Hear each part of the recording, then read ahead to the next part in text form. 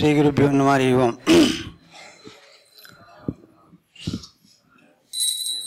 सत्यं विधातुं निधत्तवाचितं नात्यंसु भूतेषु अखिलेषु जत्मनः अदृश्यता अत्यद्भुतरूपमद्भुतं स्तम्भे सभायं नमृगं नमानुषम्।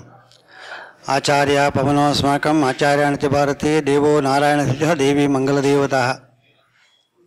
अर्थिकल्पितकल्पोऽयं प्रत्यर्थगजकेसरी व्यासतीर्थगुरुर्भूयात् तस्मादिष्टार्थसिद्धिये तपो विद्या विरक्तारि सद्गुणगाकरानः वादिराजगुरुन्वन्दे हयग्रीवदयास्यन् पूज्याय राघवेन्द्राय सत्यधर्मरताय च भजतां कल्पवृक्षाय नमतां कामधेनवे।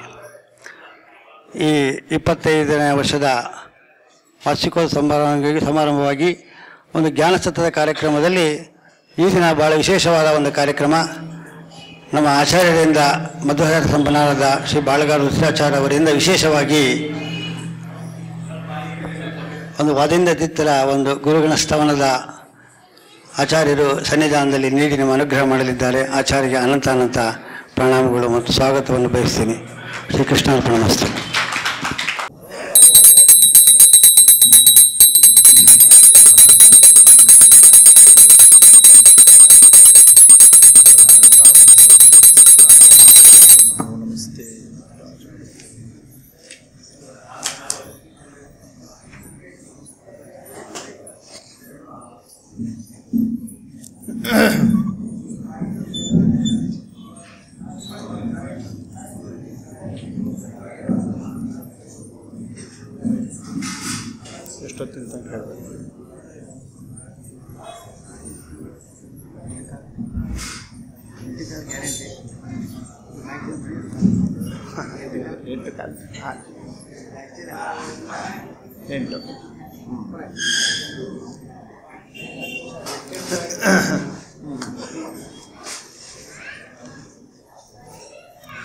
आपादमूलिपर्यन्तं गुरूणाम् आकृतिं स्मरेत् तेन विघ्नाः प्रणश्यन्ति सिद्ध्यन्ति च मनोरथाः।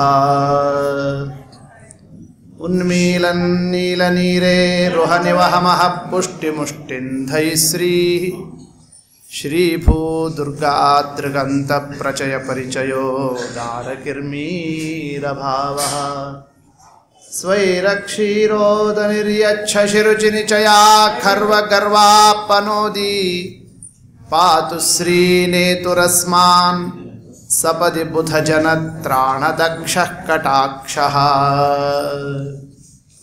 पूज्याय राघवेन्द्राय सत्यधर्मरताय च भजतां कल्पवृक्षाय नमतां कामधेनवे।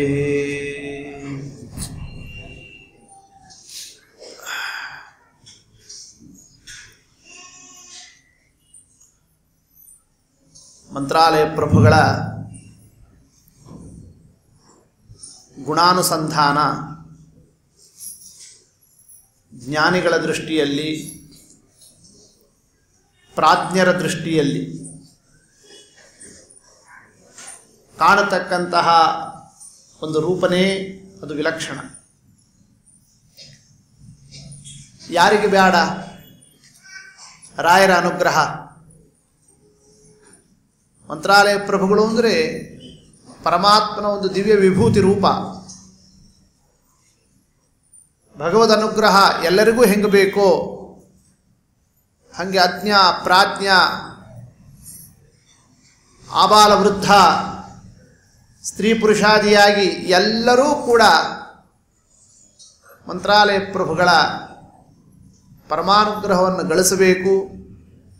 ಅವರ ಕೃಪಾ ಕಟಾಕ್ಷ ನಮ್ಮ ಮೇಲೆ ಸದಾ ಇರಬೇಕು. ಎಲ್ಲರೂ ಇದಕ್ಕೆ ತತ್ಪರರೇ.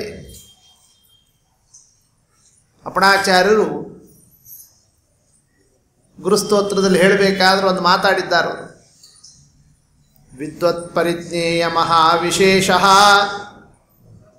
ವಾಗ್ವೈಖರಿ ನಿರ್ಜಿತ ಭವ್ಯಶೇಷಃ. ವಿದ್ವತ್ ಪರಿಜ್ಞೇಯ ಮಹಾವಿಶೇಷಃ. ಮಂತ್ರಾಲರಾಯರ ಮಹಿಮಾ, ಅವರ ವೈಭವ, ಅದು ವಿದ್ವಾಂಸರು ನೋಡತಕ್ಕಂತಹ ಒಂದು ವಿಶೇಷಣೆ ಬೇರೆ ಇದೆ ಅಂತಂತಂದ್ರೆ ಅದನ್ನೇ ಅರ್ಥ ಮಾಡಿಸಿರ್ತಕ್ಕ ಮಂತ್ರಾಲರಾಯರ ದಿವ್ಯ ಗುಣಗಾನವನ್ನು ಮಾಡಿರ್ತಕ್ಕಂತಹ ಒಂದು ಕೃತಿ ಸ್ತೋತ್ರ. ಅದಕ್ಕೆ ಯಾವ ರೀತಿಯ ಒಂದು ವಿಶೇಷಣವನ್ನು ಕೊಟ್ಟರೂ ತಡೆದುಕೊಳ್ಳತಕ್ಕಂತಹ ಅದ್ಭುತವಾದಂತಹ ಒಂದು ರಚನಾ ವಾದೀಂದ್ರ ತೀರ್ಥರು ನಿರ್ಮಾಣ ಮಾಡಿರತಕ್ಕ ಗುರುಗುಣಸ್ತವನ.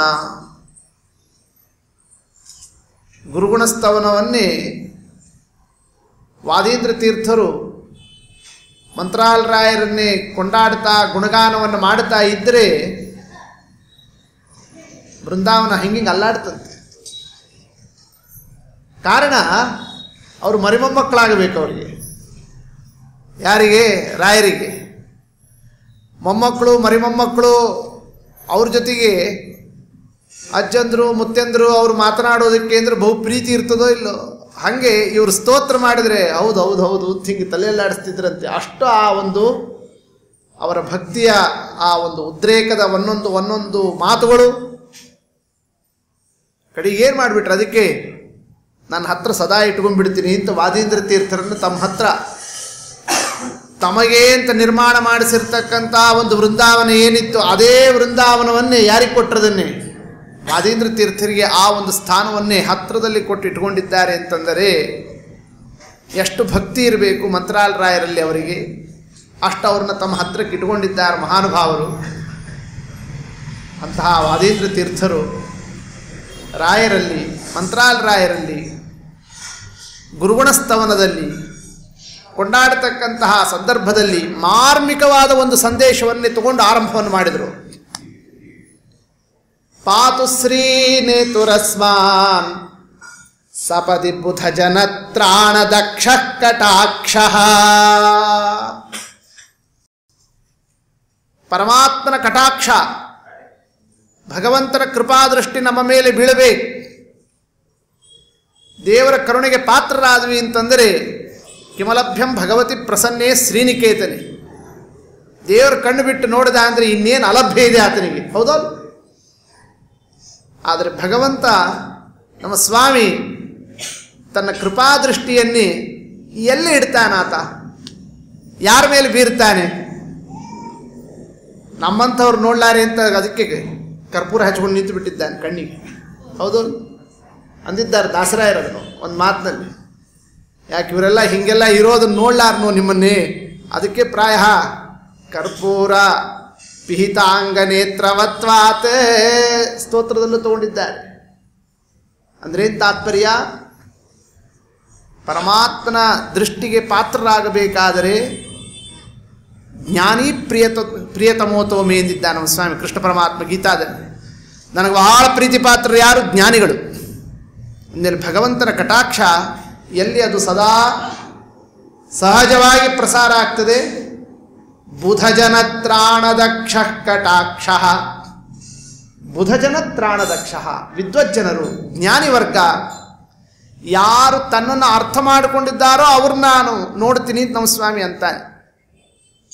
ನನ್ನನ್ನು ಅರ್ಥನೇ ಮಾಡಿಕೊಳ್ಳದೇನೆ ಏನೇನೋ ಕಲ್ಪನಾ ಮಾಡಿಕೊಂಡು ನಾನಾ ಕ್ರಮದಿಂದ ಚಿತ್ರ ಚಿತ್ರಣವನ್ನು ತಲೆಯಲ್ಲಿ ಇಟ್ಕೊಂಡಿದ್ರೆ ಅಲ್ಲಿ ಇನ್ನೂ ಅರ್ಥ ಮಾಡ್ಕೊಂಬರ್ರಿ, ಆಮೇಲೆ ನಿಮ್ಮನ್ನು ನೋಡೋಣ ಅಂತ ಅವ್ರನ್ನ ಮುಂದೆ ಸರಿಸಿಬಿಡ್ತಾನೆ.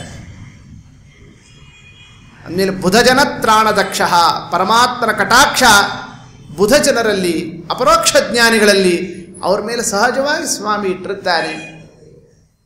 ಪಾತು ಶ್ರೀ ನೇತುರಸ್ಮಾನ್ನೇ ಸಪದಿ ಬುಧಜನತ್ರಾಣದಕ್ಷ ಕಟಾಕ್ಷ.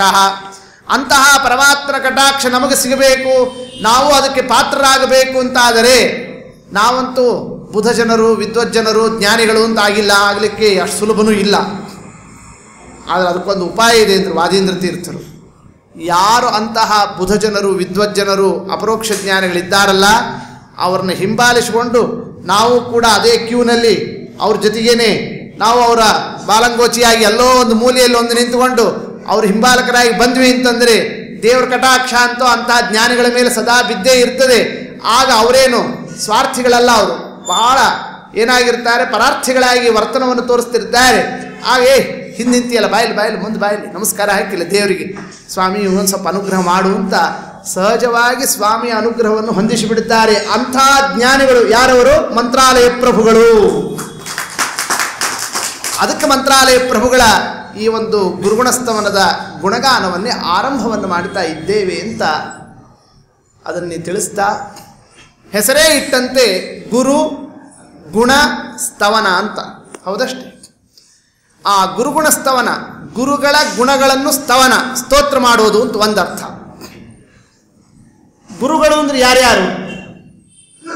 ಅದಕ್ಕೆ ಮಂತ್ರಾಲಯ ಪ್ರಭುಗಳ ಪರ್ಯಂತರವಾಗಿ ಪರಮಾತ್ಮನಿಂದ ಆರಂಭ ಮಾಡಿಕೊಂಡು ಯಾರ್ಯಾರಲ್ಲಿ ನಾವು ಆ ಗುರುತ್ವದ ಅನುಸಂಧಾನವನ್ನೇ ಉಪಾಸನಾವನ್ನು ಮಾಡತಕ್ಕಂತಹ ಕ್ರಮ ಇದೆ, ಅದನ್ನೆಲ್ಲ ಒಂದೊಂದು ಪದ್ಯಗಳಿಂದ ಪರಮಾತ್ಮನಲ್ಲಿ ಆ ಗುರುತ್ವವನ್ನೇ, ಗುರುತ್ವಕ್ಕೆ ಉಪಪಾದಕವಾಗಿರತಕ್ಕ ಗುಣವನ್ನೇ, ಆ ಗುಣನೂ ಕೂಡ ಅದು ಸಣ್ಣ ಗುಣ ಅಲ್ಲ, ಅದು ಎಂಥದ್ದು? ಅದು ಗುರುಗುಣ, ಲಘು ಗುಣ ಅಲ್ಲ, ಅದು ಗುರು. ಆ ಗುಣನೂ ಕೂಡ ಎಂಥದ್ದು? ಅದು ಮಹತ್ತರ ಗುಣ. ಹೀಗೆ ಭಗವಂತನಿಂದ ಆರಂಭ ಮಾಡಿಕೊಂಡು ಮಹಾಲಕ್ಷ್ಮೀ ದೇವಿಯರು, ತರುವಾಯ ಅಂತಹ ಗುರುಸ್ಥಾನದಲ್ಲಿರ್ತಕ್ಕಂಥವರು ರೂಪೇ ಲೋಕೈಕ ದೀಪೇ ಪ್ರಸರತು ಹೃದಯಂ ಮಾಮಕಂ ಮಧ್ವನಾಮ್ನಿ. ಮಧ್ವರಾಯರಲ್ಲಿ ಆ ಗುರುತ್ವ ಉಪಪಾದಕವಾದಂತಹ ಗುಣಧರ್ಮ. ತರುವಾಯ ಜಿಯಾದನ್ಯೈರಜೇಯ ತ್ರಿಭುವನ ವಿದಿತಾಶ್ಚರ್ಯಚರ್ಯೋ ಜಯಾರ್ಯ. ಟೀಕಾಕೃತ್ಪಾದರು ಹೀಗೆ ಒಬ್ಬೊಬ್ಬರಲ್ಲೂ ಕೂಡ ಗುರುತ್ವೋಪಪಾದಕವಾದಂತಹ ಏನೇನು ಗುಣಗಳನ್ನೇ ಹೃದಯದಲ್ಲಿ ನಾವು ನಿತ್ಯ ಮನಸ್ಸಿನಲ್ಲಿ ತಗೋಬೇಕು ಅನ್ನೋದನ್ನೇ ತಿಳಿಸ್ತಾ, ಆ ಒಂದು ಪರಂಪರಾ ಕ್ರಮದಲ್ಲಿ ವ್ಯಾಸರಾಜರು, ವಿಭುದೇಂದ್ರ ತೀರ್ಥರು, ವ್ಯಾಸರಾಜರು, ಅದರಂತೆಯೇ ವಿಜೇಂದ್ರ ಸ್ವಾಮಿಗಳವರು, ಸುಧೀಂದ್ರ ಸ್ವಾಮಿಗಳವರು, ಇವರನ್ನೆಲ್ಲರನ್ನೂ ಕೊಂಡಾಡಿ ಈ ಕೃತಿಗೆ ನಾಯಕರಾಗಿರತಕ್ಕಂತಹ ಮಂತ್ರಾಲಯ ಪ್ರಭುಗಳೇನಿದ್ದಾರೆ ಅವರಲ್ಲಿರ್ತಕ್ಕ ಗುರುಗುಣ ಏನು? ಯಾಕೆ ಒಬ್ಬೊಬ್ಬರಲ್ಲಿ ಒಂದೊಂದು ಗುರುಗುಣ ಇದೆ. ಪರಮಾತ್ಮ ಗುರುಗುಣ ಅನಂತ ಗುಣಮಂಡಿತ, ಪರಮಾತ್ಮನ ಗುರುಗುಣ ಅದು. ಹೌದಷ್ಟೇ.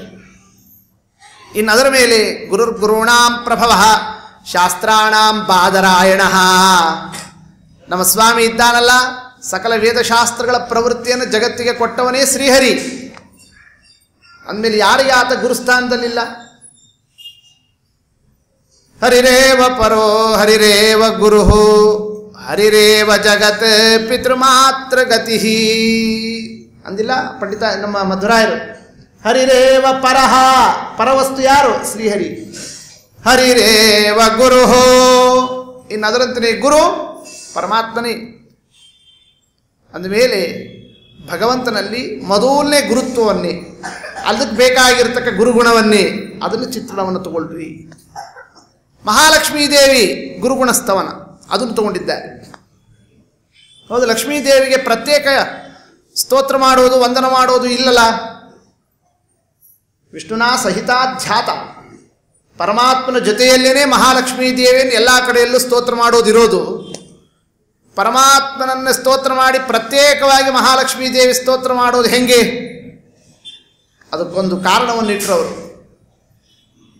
ನಾರಾಯಣಂ ನಮಸ್ಕೃತ್ಯ ನರಂಚೈವ ನರೋತ್ತಮಂ ದೇವೀಂ ಸರಸ್ವತೀಂ ವ್ಯಾಸಂ ತಥೋ ಜಯಮುದೀರಯೇತ್. ಗುರು ನಮಸ್ಕಾರವನ್ನು ಮಾಡತಕ್ಕ ಸಂದರ್ಭದಲ್ಲಿ, ಗುರುದೇವತಾ ವಂದನ ಕ್ರಮದಲ್ಲಿ ನಾರಾಯಣಂ ನಮಸ್ಕೃತ್ಯ ದೇವೀಂ, ಮಹಾಲಕ್ಷ್ಮೀ ದೇವಿಯನ್ನು ಕೂಡ ಪ್ರತ್ಯೇಕ ತಗೊಂಡಿದ್ದಾರಷ್ಟೇ ಪ್ರಮಾಣದಲ್ಲಿ.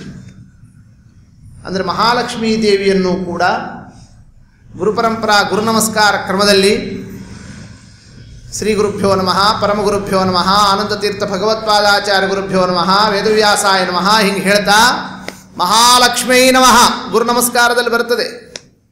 ಅಂದಮೇಲೆ ಮಹಾಲಕ್ಷ್ಮೀ ದೇವಿಯ ಗುಣವನ್ನು ನಾವು ಅರ್ಥ ಮಾಡಿಕೊಳ್ಳಬೇಕು. ಗುರುಗುಣಸ್ತವನದಲ್ಲಿ ಅದನ್ನು ತಗೊಂಡ್ರು ಪ್ರತ್ಯೇಕವಾಗಿ. ಯಾವುದು ಆ ಗುಣ?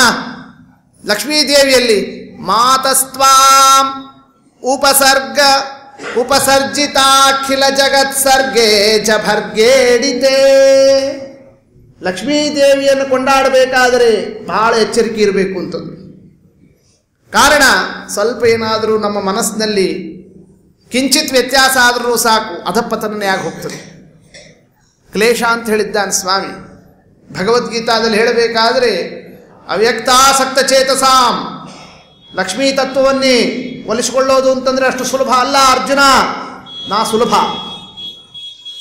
ಪರಮಾತ್ಮ ಒಂದು ಪತ್ರಂ ಪುಷ್ಪಂ ಫಲಂ ತೋಯಂ, ಯಾವುದು ಎಲ್ಲದಕ್ಕೂ ಸುಲಭವಾಗಿ ಒಲಿದು ಬಿಡ್ತೀರಿ. ಲಕ್ಷ್ಮೀದೇವಿ ಹಂಗೆ ಹೇಳ್ತಾಳ?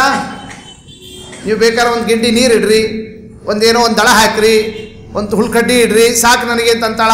ಹಂಗಿಲ್ಲ. ವರಮಹಾಲಕ್ಷ್ಮಿ ಪೂಜಾ ಅಂದ್ರೆ ಏನಾಗಬೇಕು? ಎಲ್ಲ 5 ಆಗಬೇಕು. ಎಲ್ಲ ಪಂಚಫಲ, ಪಂಚಭಕ್ಷ, ಪಂಚಮುತ್ತೈದೇರು ಎಲ್ಲ ಅಷ್ಟಷ್ಟೇ ತಂದಂಗೆ ಸೇವಾ ಮಾಡಿರಿ. ಇಷ್ಟೆಲ್ಲ ನಿಯಮ ಯಾರ್ದು? ಲಕ್ಷ್ಮೀದೇವಿದು. ಅಂದಮೇಲೆ ಮಹಾಲಕ್ಷ್ಮೀ ದೇವಿನ ಒಲಿಸಿಕೊಳ್ಳೋದು ಅಂದ್ರೆ ಅಷ್ಟು ಸುಲಭ ಅಲ್ಲ.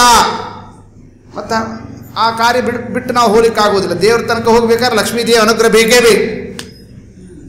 ಹಾಗಾದ್ರೆ ಏನು ಕ್ರಮ ಅಲ್ಲಿ? ಮಾತಃ, ಮಾತೃತ್ವ, ಜಗಜ್ಜನನಿ ಮಹಾಲಕ್ಷ್ಮೀ ದೇವಿಯನ್ನೇ ಅವ್ವಾ ಅಂತ ಬಾಯಿ ತುಂಬ ಹಿಂಗೆ ಕೊಂಡಾಡ್ತಾ ಲಕ್ಷ್ಮೀ ದೇವಿಯಲ್ಲಿ ಸ್ತೋತ್ರ ಮಾಡ್ತಾ ಹೊರಟ್ರಿ ಅಂತಂದ್ರೆ ಮುಂದೆ ಏನು ತಪ್ಪು ಮಾಡಿದ್ರು ಕೂಡ ಎಲ್ಲ ಹೊಟ್ಟಿಲಿ ಹಾಕೊಂಡ್ಬಿಡ್ತಾಳೆ. ಅವ್ವಾ ಅಂತ ಅನ್ಕೊಂಡ ಭದ್ರ ಬಂದ್ರಲ್ಲ ಈ ಭದ್ರಗಳು ಸಾಕಿನ್ನೆ ಅಂತ ಹಿಂಗೆ ಆರಂಭನೆ ಹಂತಗೊಂಡ್ಬಿಟ್ರು. ಯಾರು? ಗುರುಗುಣಸ್ತವನದಲ್ಲಿ ಮಾತಸ್ತ್ವ. ಇನ್ನು ಮಧ್ವರಾಯರನ್ನು ಕೊಂಡಾಡಬೇಕಾದ್ರೆ ರೂಪೇ ಲೋಕೈಕ ದೀಪೇ ಪ್ರಸರತು ಹೃದಯಂ ಮಾಮಕಂ ಮಧ್ವನಾಮ್ನಿ. ರೂಪೇ ಲೋಕೈಕ ದೀಪೆ, ಎಲ್ಲ ಇಡೀ ಜಗತ್ತಿಗೆ ದೀಪ, ಜ್ಞಾನ ದೀಪ, ಅದು ಏಕ, ಅದು ಒಬ್ಬರೇ ಒಬ್ರು. ಯಾರವರು? ಮಾಮಕಂ ಮಧ್ವನಾಮ್ನಿ. ವಿಜ್ಞಾನ ಭಾನುಮತಿ ಕಾಲ ಬಲೆ ನಲೀನೆ. ತತ್ವಜ್ಞಾನ ಎಂಬತಕ್ಕಂತಹ ಸೂರ್ಯ ಅಸ್ತಂಗತನಾಗಿರೋಣ.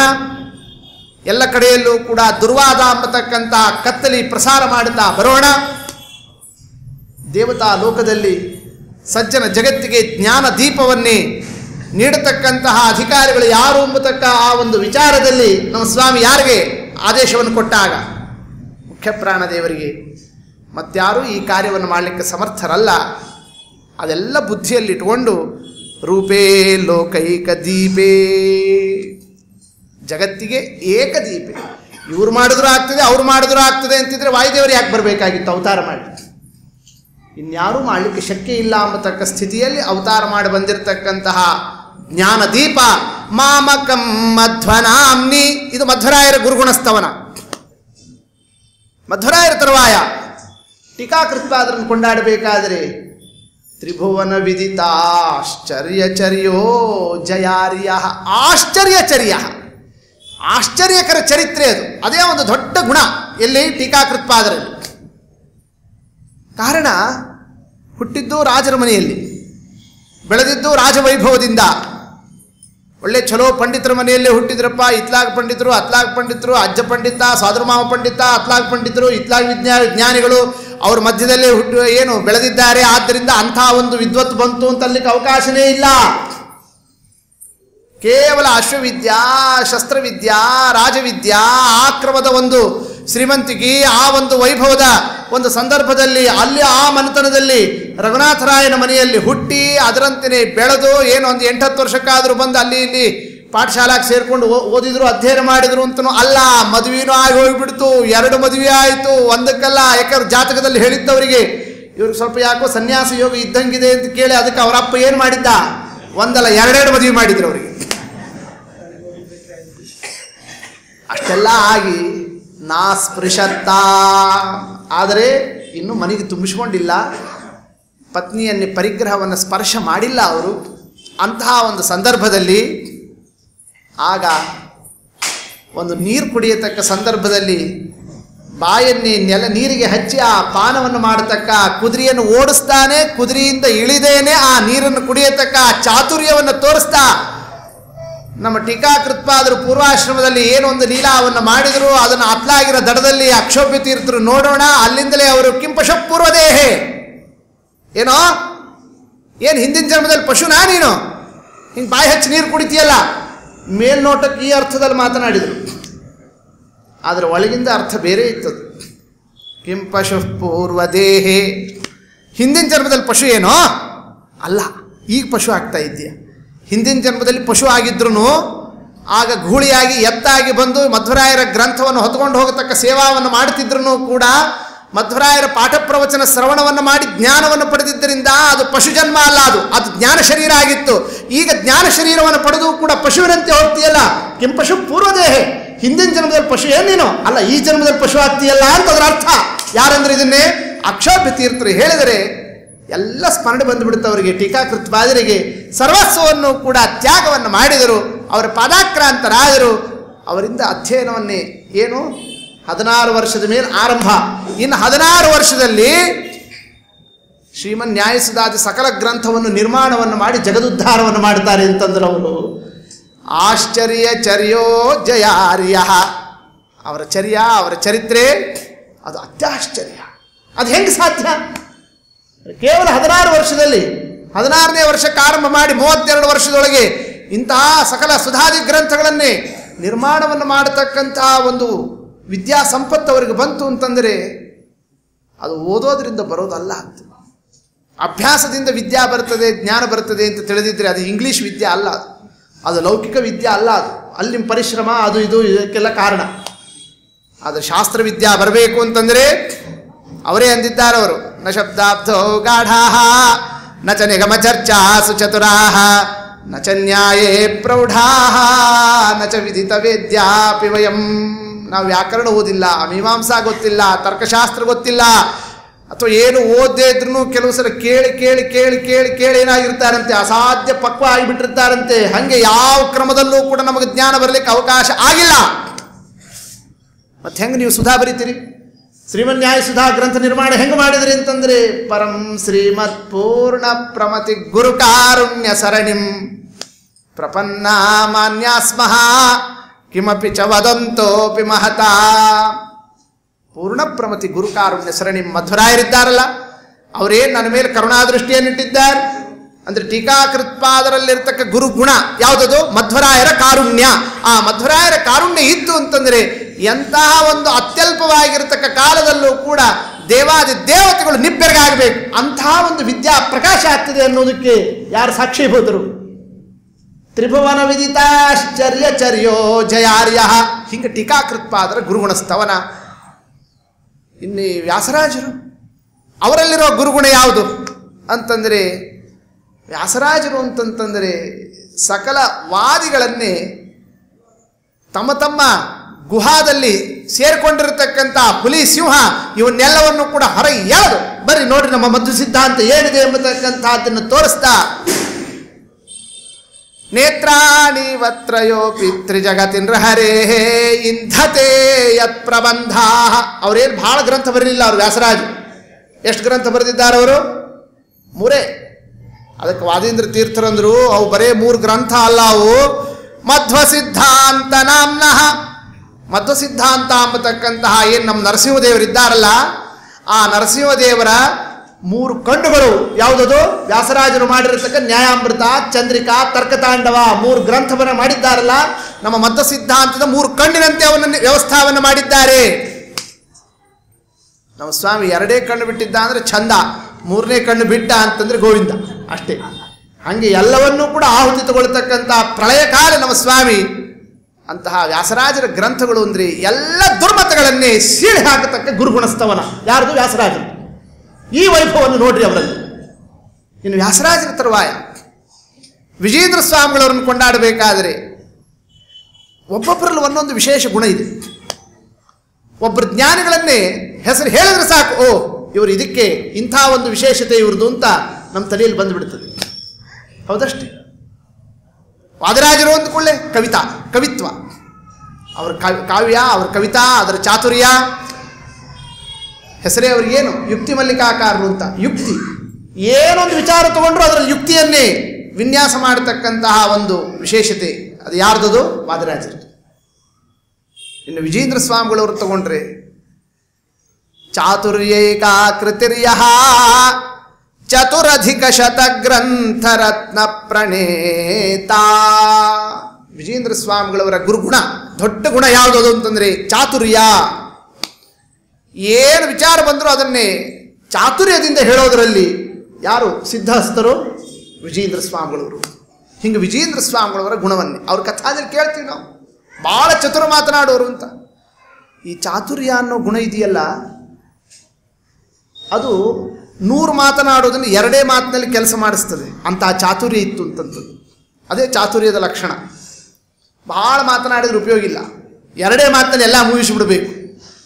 ಅದು ಯಾರಿಗಾಗ್ತದೆ? ಚಾತುರ್ಯ ಇದ್ದವನಿಗೆ ಸಾಧ್ಯ. ನಮ್ಮ ವಿಜೇಂದ್ರ ಸ್ವಾಮಿಗಳವರು ಹಾಗೆ ಏನೊಂದು ವಿಚಾರ ತಗೊಂಡ್ರು ಬಹು ಚಾತುರ್ಯದಿಂದ ಮಾತನಾಡ್ತಿದ್ರಂತೆ. ಆ ವಿಜೇಂದ್ರ ಸ್ವಾಮಿಗಳವರು ಅವ್ರ ಕಥಾದಲ್ಲಿ ಬರ್ತದೆ. ಅವರಿಗೆ ತಂದೆ ತಾಯಿ ವಿಠಲಾಚಾರ್ಯರು ಅಂತ ಹೆಸರಿಟ್ಟಿದ್ರು. ಅವರಿಗೆ ವಿಠಲ ಅಂತ ಅವ್ರ ಪೂರ್ವಾಶ್ರಮದ ಹೆಸರು. ವ್ಯಾಸರಾಜರ ಶಿಷ್ಯರು. ಎಂಥ ವ್ಯಾಸರಾಜರ ಅವರ ಅನುಗ್ರಹ ಅವರ ಮೇಲೆ. ಮುಂದೆ ಇವರೇನೇ ನಮ್ಮ ಪೀಠಕ್ಕೆ ವ್ಯಾಸರಾಜ ಮಠದಲ್ಲಿ ಈ ಪೀಠದಲ್ಲಿ ವಿರಾಜಮಾನರಾಗಬೇಕು ಅಂತ ತಯಾರು ಮಾಡಿಟ್ಟಿದ್ರು ಅವ್ರನ್ನೇ. ಯಾರನ್ನೇ? ವಿಜೇಂದ್ರ ಸ್ವಾಮಿಗಳವ್ರನ್ನೇ. ತಯಾರು ಮಾಡೋದು ಅಂದ್ರೆ ಏನೋ ಮಕ್ಕಳು ಮೊಮ್ಮಕ್ಕಳು ಆಗಿದ್ರು ಅಂತ ಮತ್ತೆ ಹಿಂಗೆ ಅರ್ಥ ಮಾಡ್ಕೊಂಡ್ಬಿಡ್ಬಾರ್ದು. ಯಾಕೆ ಇವಾಗೆಲ್ಲ ಹಂಗೆ ನೋಡ್ತಾ ಇದ್ದೀನಿ. ಪೀಠಕ್ಕೆ ಬರಬೇಕು ಅಂತಂತಂದರೆ ಮತ್ತೆ ಇವಾಗ ಈಗಿನ ಕಾಲದ ಮಾನದಂಡ ಬೇರೆ ಆಗಿ ಹೋಗಿದ್ದಾರೆ. ಆಗೇನು ಮಾಡಿದ್ರು? 12 ಆವರ್ತಿ ನ್ಯಾಯಸುಧಾ ಪಾಠ ಹೇಳಿದ್ರು ಅವರಿಗೆ. ಯಾರಿಗೆ? ವಿಜೇಂದ್ರ ಸ್ವಾಮಿಗಳವರಿಗೆ. ಅಂದರೆ ವ್ಯಾಸರಾಜರ ಬಾಯಿಂದ ಒಂದು ಸಲ ಸುಧಾ ಪಾಠವನ್ನು ಅರ್ಥ ಮಾಡಿಕೊಳ್ಳೋದೇ ಎಷ್ಟು ದುಸ್ಸಾಧ್ಯ. ಅಂಥದ್ದನ್ನು 12 ಆವರ್ತಿ ಇವರು ಕೇಳಬೇಕು, ಅವ್ರು ಹೇಳಬೇಕು ಅಂದರೆ ಎಂಥ ಗುರು ಶಿಷ್ಯ ಭಾವ ಸಂಬಂಧ ಅದು.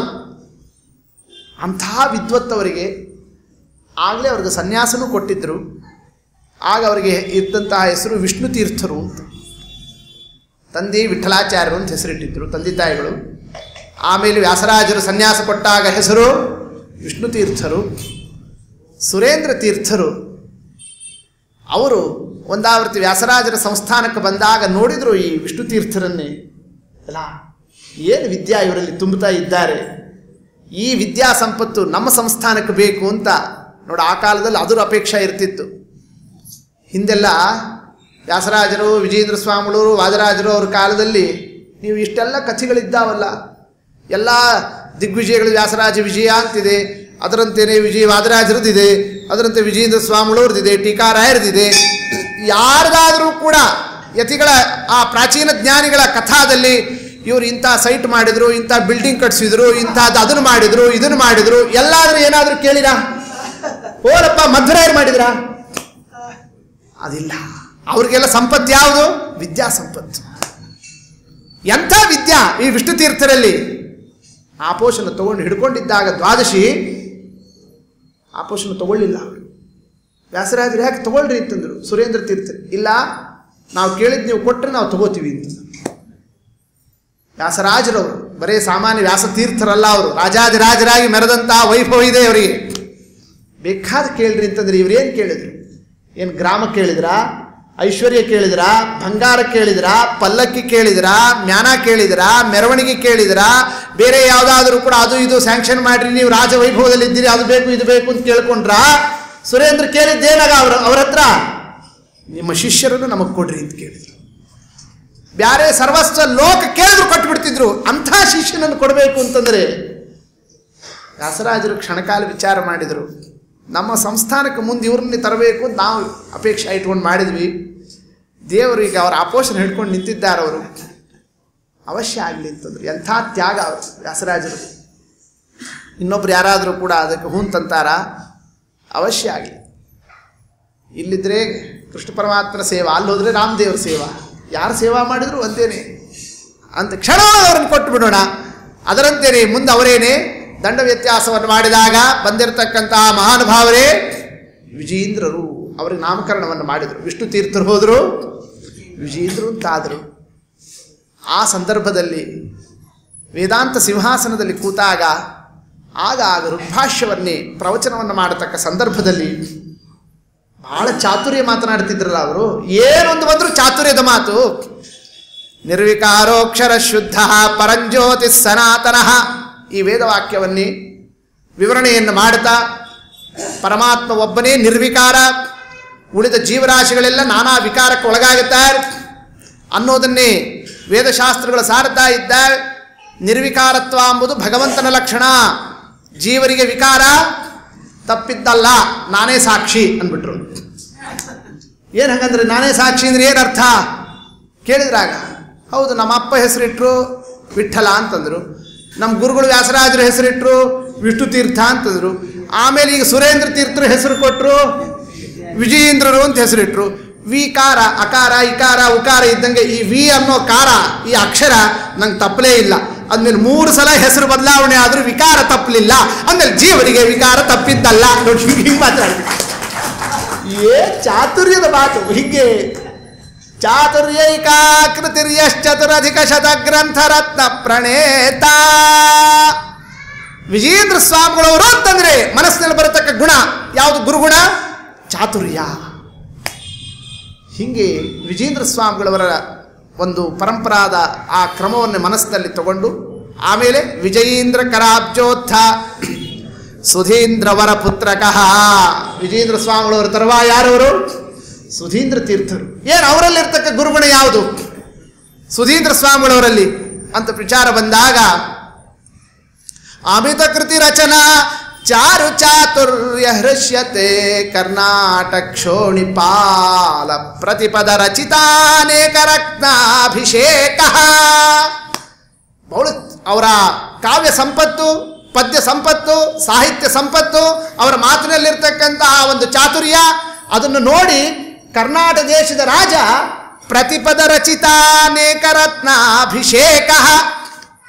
ಒಂದೊಂದು ಪದ, ಆ ಪದವನ್ನೇ ಮುಂದೆ ಇಟ್ಟರೆ ಆ ಪದಕ್ಕೆ ಒಂದೊಂದು ಸಲ ರತ್ನಾಭಿಷೇಕ ಮಾಡ್ತಿದ್ದಂತೆ. ಯಾರು? ಕರ್ನಾಟಕ ದೇಶದ ರಾಜ. ಯಾರಿಗೆ? ಸುಧೀಂದ್ರ ಸ್ವಾಮಿಗಳವರಿಗೆ. ಎರಡರ್ಥ ಅದು. ಪ್ರತಿಪದ ರಚಿತ ಅನೇಕ ರತ್ನಾಭಿಷೇಕ. ಪ್ರತಿ ಪದ, ಒಂದೊಂದು ಪದ ಅಂದರೆ ಯಾವಾಗ ತಮ್ಮ ಆಸ್ಥಾನಕ್ಕೆ ಅವರು ಬರ್ತಾರೋ ಪ್ರತಿ ಪದ ಹೆಜ್ಜೆ ಹೆಜ್ಜೆಗೆ ರತ್ನಾಭಿಷೇಕ ಮಾಡ್ತಿದ್ರು ಅಂತ ಒಂದರ್ಥ. ಆದರೆ ಮತ್ತೊಂದು ಪ್ರತಿಪದ, ಅವರ ಬಾಯಿಂದ ಒಂದೊಂದು ಪದ, ಒಂದು ಅಕ್ಷರ, ಒಂದು ಶಬ್ದ ಬಂದರೆ ಸಾಕು ರತ್ನಾಭಿಷೇಕ.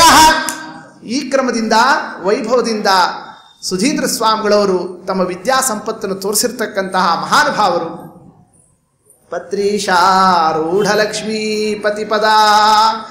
ಅದರಂತೆಯೇ ಗರುಡ ವಾಹನ ಆಗಿರ್ತಕ್ಕ ನಮ್ಮ ಸ್ವಾಮಿಯನ್ನೇ ಆರಾಧನವನ್ನು ಮಾಡಿರ್ತಕ್ಕಂತಹ ಆತನ ಅನುಗ್ರಹಕ್ಕೆ ಪಾತ್ರರವರು ಅಂತ ಅವರ ಗುರುಗುಣಸ್ತವನವನ್ನೇ ಹೀಗೆ ಸುಧೀಂದ್ರ ಸ್ವಾಮಿಗಳವರ ಮಹತ್ವವನ್ನು ತಿಳಿಸಿ, ಆಮೇಲೆ ಈ ಕಾವ್ಯ ನಾಯಕರು, ಈ ಕೃತಿಯ ನಾಯಕರು, ಮಂತ್ರಾಲಯ ಪ್ರಭುಗಳು. ಏನು ಮಂತ್ರಾಲಯ ಪ್ರಭುಗಳಲ್ಲಿ ಕಾಣತಕ್ಕ ಗುರುಗುಣ ಯಾವುದು? ಧೂತಾವಧ್ಯೈರ ವಿದ್ಯಾ ವಿಘಟನ ಪಟವಿಃ ವಿದ್ವದಭ್ಯರ್ಥನೀಯೈ ವಾಚ ಪ್ರಾಚಾಂ ಪ್ರವಾಚಾಂ ಉಪಚಯಮಭಜನ್ಯತ್ಕೃತ ಗ್ರಂಥಜಾಲೈ ಸಂಖ್ಯಾವಂತೋ ಯಮಾಹೋ ಮುಹುರಖಿಲ ಕಲಾಮೂರ್ತಿ ಮುದ್ವೇಲ ಕೀರ್ತಿ ಧೀರ ಶ್ರೀ ರಾಘವೇಂದ್ರ ಸದಿಶತು ಸತತಂ ಭವ್ಯಮವ್ಯಾಹತನ್ನಃ. ಒಂದು ಹೊಸ ಒಕ್ಕಣಿಕೆಯನ್ನೇ ಆರಂಭ ಮಾಡಿಬಿಡ್ತಾರೆ ವಾದೀಂದ್ರರು ಮಂತ್ರಾಲಯ ಪ್ರಭುಗಳನ್ನು ಗುಣಗಾನ ಮಾಡಬೇಕಾದ್ರೆ. ಎಲ್ಲರೂ ರಾಯರನ್ನೇ ರಾಘವೇಂದ್ರ ರಾಘವೇಂದ್ರ ಅಂತ ರಾಘವೇಂದ್ರ ಶಬ್ದದಿಂದ ಕರೆದರೆ ಅವರು ಬರೇ ರಾಘವೇಂದ್ರರು ಅಲ್ಲರು, ಏನವರು? ಧೀರ ಶ್ರೀ ರಾಘವೇಂದ್ರ. ಅವರು ಧೀರ ಶ್ರೀ ರಾಘವೇಂದ್ರ. ಧೀರರು. ಏನು ಧೀರ ಶಬ್ದಾರ್ಥ ಏನು? ಧೀ ಅಂದರೆ ಜ್ಞಾನ, ಧೀರ, ಜ್ಞಾನದಿಂದ ಆನಂದ ಪಟ್ಟಿರ್ತಕ್ಕವರು. ಆನಂದ ಒಬ್ಬೊಬ್ಬರು ಒಂದೊಂದರಿಂದ ಪಡ್ತಾರೆ. ತಿನ್ನೋದ್ರಿಂದ ಆನಂದ ಕೆಲವರಿಗೆ, ನೋಡೋದ್ರಿಂದ ಆನಂದ ಕೆಲವರಿಗೆ, ತಿರುಗಾಡೋದ್ರಿಂದ ಆನಂದ ಕೆಲವರಿಗೆ. ಹಿಂಗೆ ಒಬ್ಬೊಬ್ಬರು ಒಂದೊಂದು ಕ್ರಮದ ಆ ಆನಂದವನ್ನೇ ಅನುಭವಿಸ್ತಕ್ಕಂಥವರಾದರೆ ನಮ್ಮ ಮಂತ್ರಾಲಯ ಪ್ರಭುಗಳ ಆ ಆನಂದ, ಅವರು ಯಾವುದರಲ್ಲಿ ಸುಖವನ್ನು ಕಂಡುಕೊಂಡವರು ಅಂತಂದರೆ ಧೀರ ಶ್ರೀ ರಾಘವೇಂದ್ರ. ಈ ಒಂದು ಮಾತು ಸಾಕು ಅಂತದ್ದು. ಅವರು ಧೀರರು. ಧಿಯಾ ರಮತೇತಿ ಧೀರ. ಬುದ್ಧಿಯಿಂದ ಆನಂದ ಪಡಬೇಕು.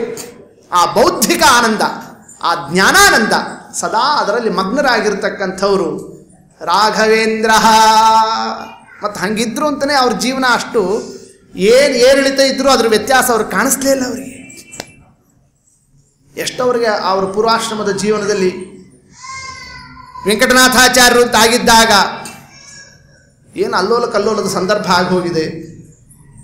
ಬಾಲ್ಯದಲ್ಲಿ ತಂದೆಯನ್ನು ಕಳ್ಕೊಂಡಿದ್ರು. ಬಹಳ ಕಷ್ಟದಿಂದ ಆ ಜೀವನವನ್ನು ನಡೆಸಿರ್ತಕ್ಕ ಸನ್ನಿವೇಶಗಳೆಲ್ಲ ದಾಟಿದರು.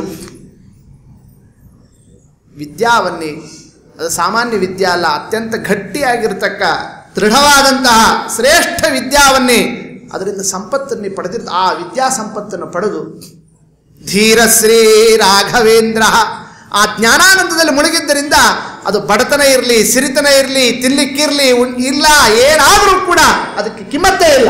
ಆಕ್ರಮದಿಂದ ಜೀವನವನ್ನು ನಡೆಸಿದರು. ಪೂರ್ವಾಶ್ರಮದಲ್ಲಿ ಅವರು ಚಿತ್ರಣ ಕೊಡಬೇಕಾದ್ರೆ ಅಂದಿಲ್ಲ, ಏನಂದಿದ್ದಾರೆ? ಕಾಲೇ ಕಾಲೇ ಲಭ್ಯತೆ ನಸ್ಯ ಭಕ್ತಂ ಲಬ್ಧಂ ಚೇತ್ ತದ್ಭಜ್ಯತೆ ಹಂತ ಭೂಮೌ. ಕಾಲೇ ಕಾಲೇ, ಟೈಮ್ ಟು ಟೈಮ್, ಲಭ್ಯತೆ ನಾಸ್ಯ ಭಕ್ತಂ, ತಿನ್ಲಿಕ್ಕೆ ಪದಾರ್ಥ ಇಲ್ಲ. ಯಾರ ಮನೆಯಲ್ಲಿ? ವೆಂಕಟನಾಥಾಚಾರ್ಯ ಮನೆಯಲ್ಲಿ. ತಿಂಬೋದು ಉಂಬೋದಕ್ಕೆ ಕಾಲ ಕಾಲಕ್ಕೆ ಏನೇನು ತಿನ್ನಬೇಕು ಎಂಬತಕ್ಕ ವಸ್ತುಗಳಿದ್ದಾವೆ, ಅದು ಸಿಗೋಂಥ ಸ್ಥಿತಿನೇ ಇರಲಿಲ್ಲ. ಲಬ್ಧಂ ಚೇತ್, ಒಂದು ವೇಳೆ ಏನಾದರೂ ಕೂಡ ಬಹಳ ಶ್ರಮದಿಂದ ಅವತ್ತಿನ ದಿವಸ ಏನೋ ಒಂದು ಅನ್ನ ಮಾಡಿದ್ದಾರೆ ಮನೆಯಲ್ಲಿ, ಇವತ್ತು ತಿನ್ಲಿಕ್ಕೆ ಅವಕಾಶ ಆಯ್ತಪ್ಪ, ಇವತ್ತು ಊಟ ಮಾಡ್ತೀವಿ ಅಂತಂದರೆ ಪತ್ರಾಭಾವ, ಹಾಕ್ಕೊಳ್ಳಿಕ್ಕೆ ಎಲಿ ಇಲ್ಲ, ಸ್ವಲ್ಪ ಎಲಿ ಇಲ್ಲ, ಗ್ರಾನೈಟ್ ನೆಲ ಇತ್ತು, ನೆಲದ ಮೇಲೆ ಹಾಕೊಂಡ್ಬಿಡೋಣ ಅಂತಂದ್ರೆ ಅಂಥ ನೆಲನ, ಸಗಣಿ ಸಾರಿಸಿರೋ ನೆಲ. ಅಂದಮೇಲೆ ಭಜ್ಯತೆ ಹಂತ ಭೂಮ, ಹಾಕಿದ್ರೆ ಚಿತ್ರಾವತಿ ಇಡೋ ತನಕ ಅನ್ನ ಇರ್ತಿತ್ತು, ಇನ್ನೆಲ್ಲ ನೆಲಕ್ಕೆ ಹೋಗಿಬಿಡ್ತಿತ್ತಂತೆ. ಈ ಕ್ರಮದ ಅವರು ಚಿತ್ರಣವನ್ನು ಕೊಟ್ಟಿದ್ದಾರೆ ರಾಘವೇಂದ್ರ ವಿಜಯದಲ್ಲಿ. ಇವತ್ತು ಮಂತ್ರಾಲಯರ ಹೆಸರು ಹೇಳಿಕೊಂಡು ಸಾವಿರಾರು ಜನ, ಲಕ್ಷಾಂತರ ಜನ ತೀರ್ಥಪ್ರಸಾದವನ್ನೇ ಭೋಜನವನ್ನು ಮಾಡ್ತಾ ಇದ್ದಾರೆ. ಅಂಥ ಮಂತ್ರಾಲಯ ಪ್ರಭುಗಳು ಅವರ ಪೂರ್ವಾಶ್ರಮದ ಆ ಒಂದು ಸನ್ನಿವೇಶದಲ್ಲಿ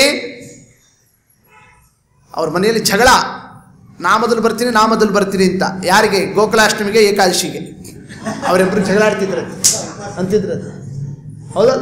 ಅದು ಹೇಳಿದ್ದಾರೆ ರಾಘವೇಂದ್ರ ವಿಷಯದಲ್ಲಿ. ಅವೆರಡು ಸ್ಪರ್ಧಾ ಮಾಡ್ತಿದ್ವಂತೆ. ಇವತ್ತು ನಾ ಹೋಗ್ತೀನಿ ಅಂತಂತೆ, ಹಿಂಗನ್ಬೇಕಂತೆ. ಯಾರು? ಗೋಕುಲಾಷ್ಟಮಿ, ಏಕಾದಶಿ. ಅಂದ್ರೆ ಏನು ತಾತ್ಪರ್ಯ? ಉಣ್ಲಿಕ್ಕೇನು ಇರ್ತಿರ್ಲಿಲ್ಲ, ಬರೇ ನೀರು ಕುಡ್ಕೊಂಡಿರ್ಬೇಕು. ಅಷ್ಟಾದರೂ ಕೂಡ ಭೋಕ್ತೃ ಚಿನ್ನಂ ದಧಾನ, ತಿನ್ಲಿಕ್ಕಿಲ್ಲ ಉಣ್ಲಿಕ್ಕಿಲ್ಲ ಅಂತ ಏನು ಮಾರಿ ಸಪ್ಪು ಮಾಡಿಕೊಂಡು ಅಂಗಾರ ಹಚ್ಕೊಂಡು ಅಕ್ಷತಿ ಇಲ್ಲ, ಅದು ಇಲ್ಲ, ಇದಿಲ್ಲ, ಮತ್ತು ಹಂಗೇನಿರಲಿಲ್ಲ. ಚಲೋ ಮೃಷ್ಟಾನ್ನ ಭೋಜನವನ್ನು ಮಾಡಿರ್ತಕ್ಕಂಥವ್ರು ಏನು ಅಂಗಾರ ಅಕ್ಷಂತಿ ಇಷ್ಟಿಷ್ಟಗಲ ಢಾಳ್ ಢಾಳ್ ಢಾಳ್ ಹಚ್ಕೊಂಡು ಯಾವ ಕ್ರಮದಿಂದ ಇರಬೇಕು ಅದಕ್ಕಿಂತ ಜೋರು ಕಾಣಿಸ್ತಿತ್ತಂತೆ ಅವ್ರು ಮಾರಿ. ಹಿಂಗೆ ಭೋಕ್ತೃ ಚಿನ್ನಂ ದದಾನ ಹಿಂಗಿದ್ರಂತೆ ಯಾರು? ಮಂತ್ರಾಲಯ ಪ್ರಭುಗಳು ಪೂರ್ವಾಶ್ರಮದಲ್ಲಿ. ಇನ್ನು ಊಟ ಮಾಡಿದವರೇ ಅವ್ರು ಮಾರಿ ಸಪ್ಪು ಕಾಣಿಸ್ತಿರ್ಬೇಕಂತೆ. ಅಂದ್ರೆ ಜ್ಞಾನ ತೇಜಸ್ಸು ಈ ಒಳಗೆ ಈ ಆಹಾರದಿಂದ ಎಷ್ಟು ಮಾರಿ ಟವಟವ ಕಾಣಿಸ್ತದೆ. ಜ್ಞಾನಾನಂದದಲ್ಲಿ ಮುಳುಗಿರ್ತಕ್ಕಂಥ ಆ ಮುಖದ ಆ ಕಣ್ಣಿನಲ್ಲಿ ಬರ್ತಕ್ಕ ಹೊಳಪೇ ಬೇರೆ. ಅಂಥ ಒಂದು ತೇಜಸ್ಸು ಯಾರ್ದು? ಮಂತ್ರಾಲಯ ಪ್ರಭುಗಳದು. ಅಷ್ಟಾದರೂ ಕೂಡ ದೇಹಿ ಅಂತ ಯಾರನ್ನಾದರೂ ಕೇಳಿದ್ರೆ ಆ ಕಾಲದ ಕೊಡ್ಲಿಕ್ಕೆ ಯಾರಾದರೂ ಇರಲಿಲ್ಲ. ಏನು ಈ ಕಾಲದಂತೆನಾ? ಬೇಕಾದಾಗ್ತಿತ್ತು ಅವರಿಗೆ. ಅಷ್ಟಾದರೂ ಕೂಡ ಆನಂದ ಎಲ್ಲಿ ಕಂಡ್ರು ಅವರು? ಧೀರಶ್ರೀ ರಾಘವೇಂದ್ರ, ಅವರು ಧೀರರು, ಅವರು ಸಾಮಾನ್ಯರಲ್ಲ. ಜ್ಞಾನದ ಆನಂದದಲ್ಲಿ ಮುಳುಗಿದವನಿಗೆ ಹೊರಗೆ ನೀವು ₹1,00,00,000 ಸುರಿದ್ರೂ ಕೂಡ ಅತ್ಲಾಗ ಲಕ್ಷ್ಯ ಹೋಗೋದಿಲ್ಲಂತೆ. ಅದೇ ಆನಂದದಲ್ಲಿ ಆತ ನೋಡ್ತಿರ್ತಾನಂತೆ. ಹಂಗಿದ್ದಂತಹ ಮಹಾನುಭಾವರು. ಹಾಗಾಗಿ ಆ ಸಂದರ್ಭದಲ್ಲಿ ಅವರು ಏನು ಮಾಡಿದರು? ಮಧ್ವರಾಯರ ಸೇವಾವನ್ನು ಮಾಡಿದರು. ಮಧ್ವರಾಯರ ಸೇವಾ ಅಂದರೆ ಎಂಥ ಸೇವಾ!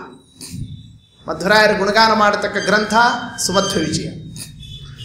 ಆ ಸುಮಧ್ವ ವಿಜಯದ ಸಾರ ಅಣುಮಧ್ವ ವಿಜಯ. ಆ ಅಣುಮಧ್ವ ವಿಜಯ ಗ್ರಂಥಕ್ಕೆ ಅವರು ಒಂದು ವ್ಯಾಖ್ಯಾನವನ್ನು ಬರೆದರು.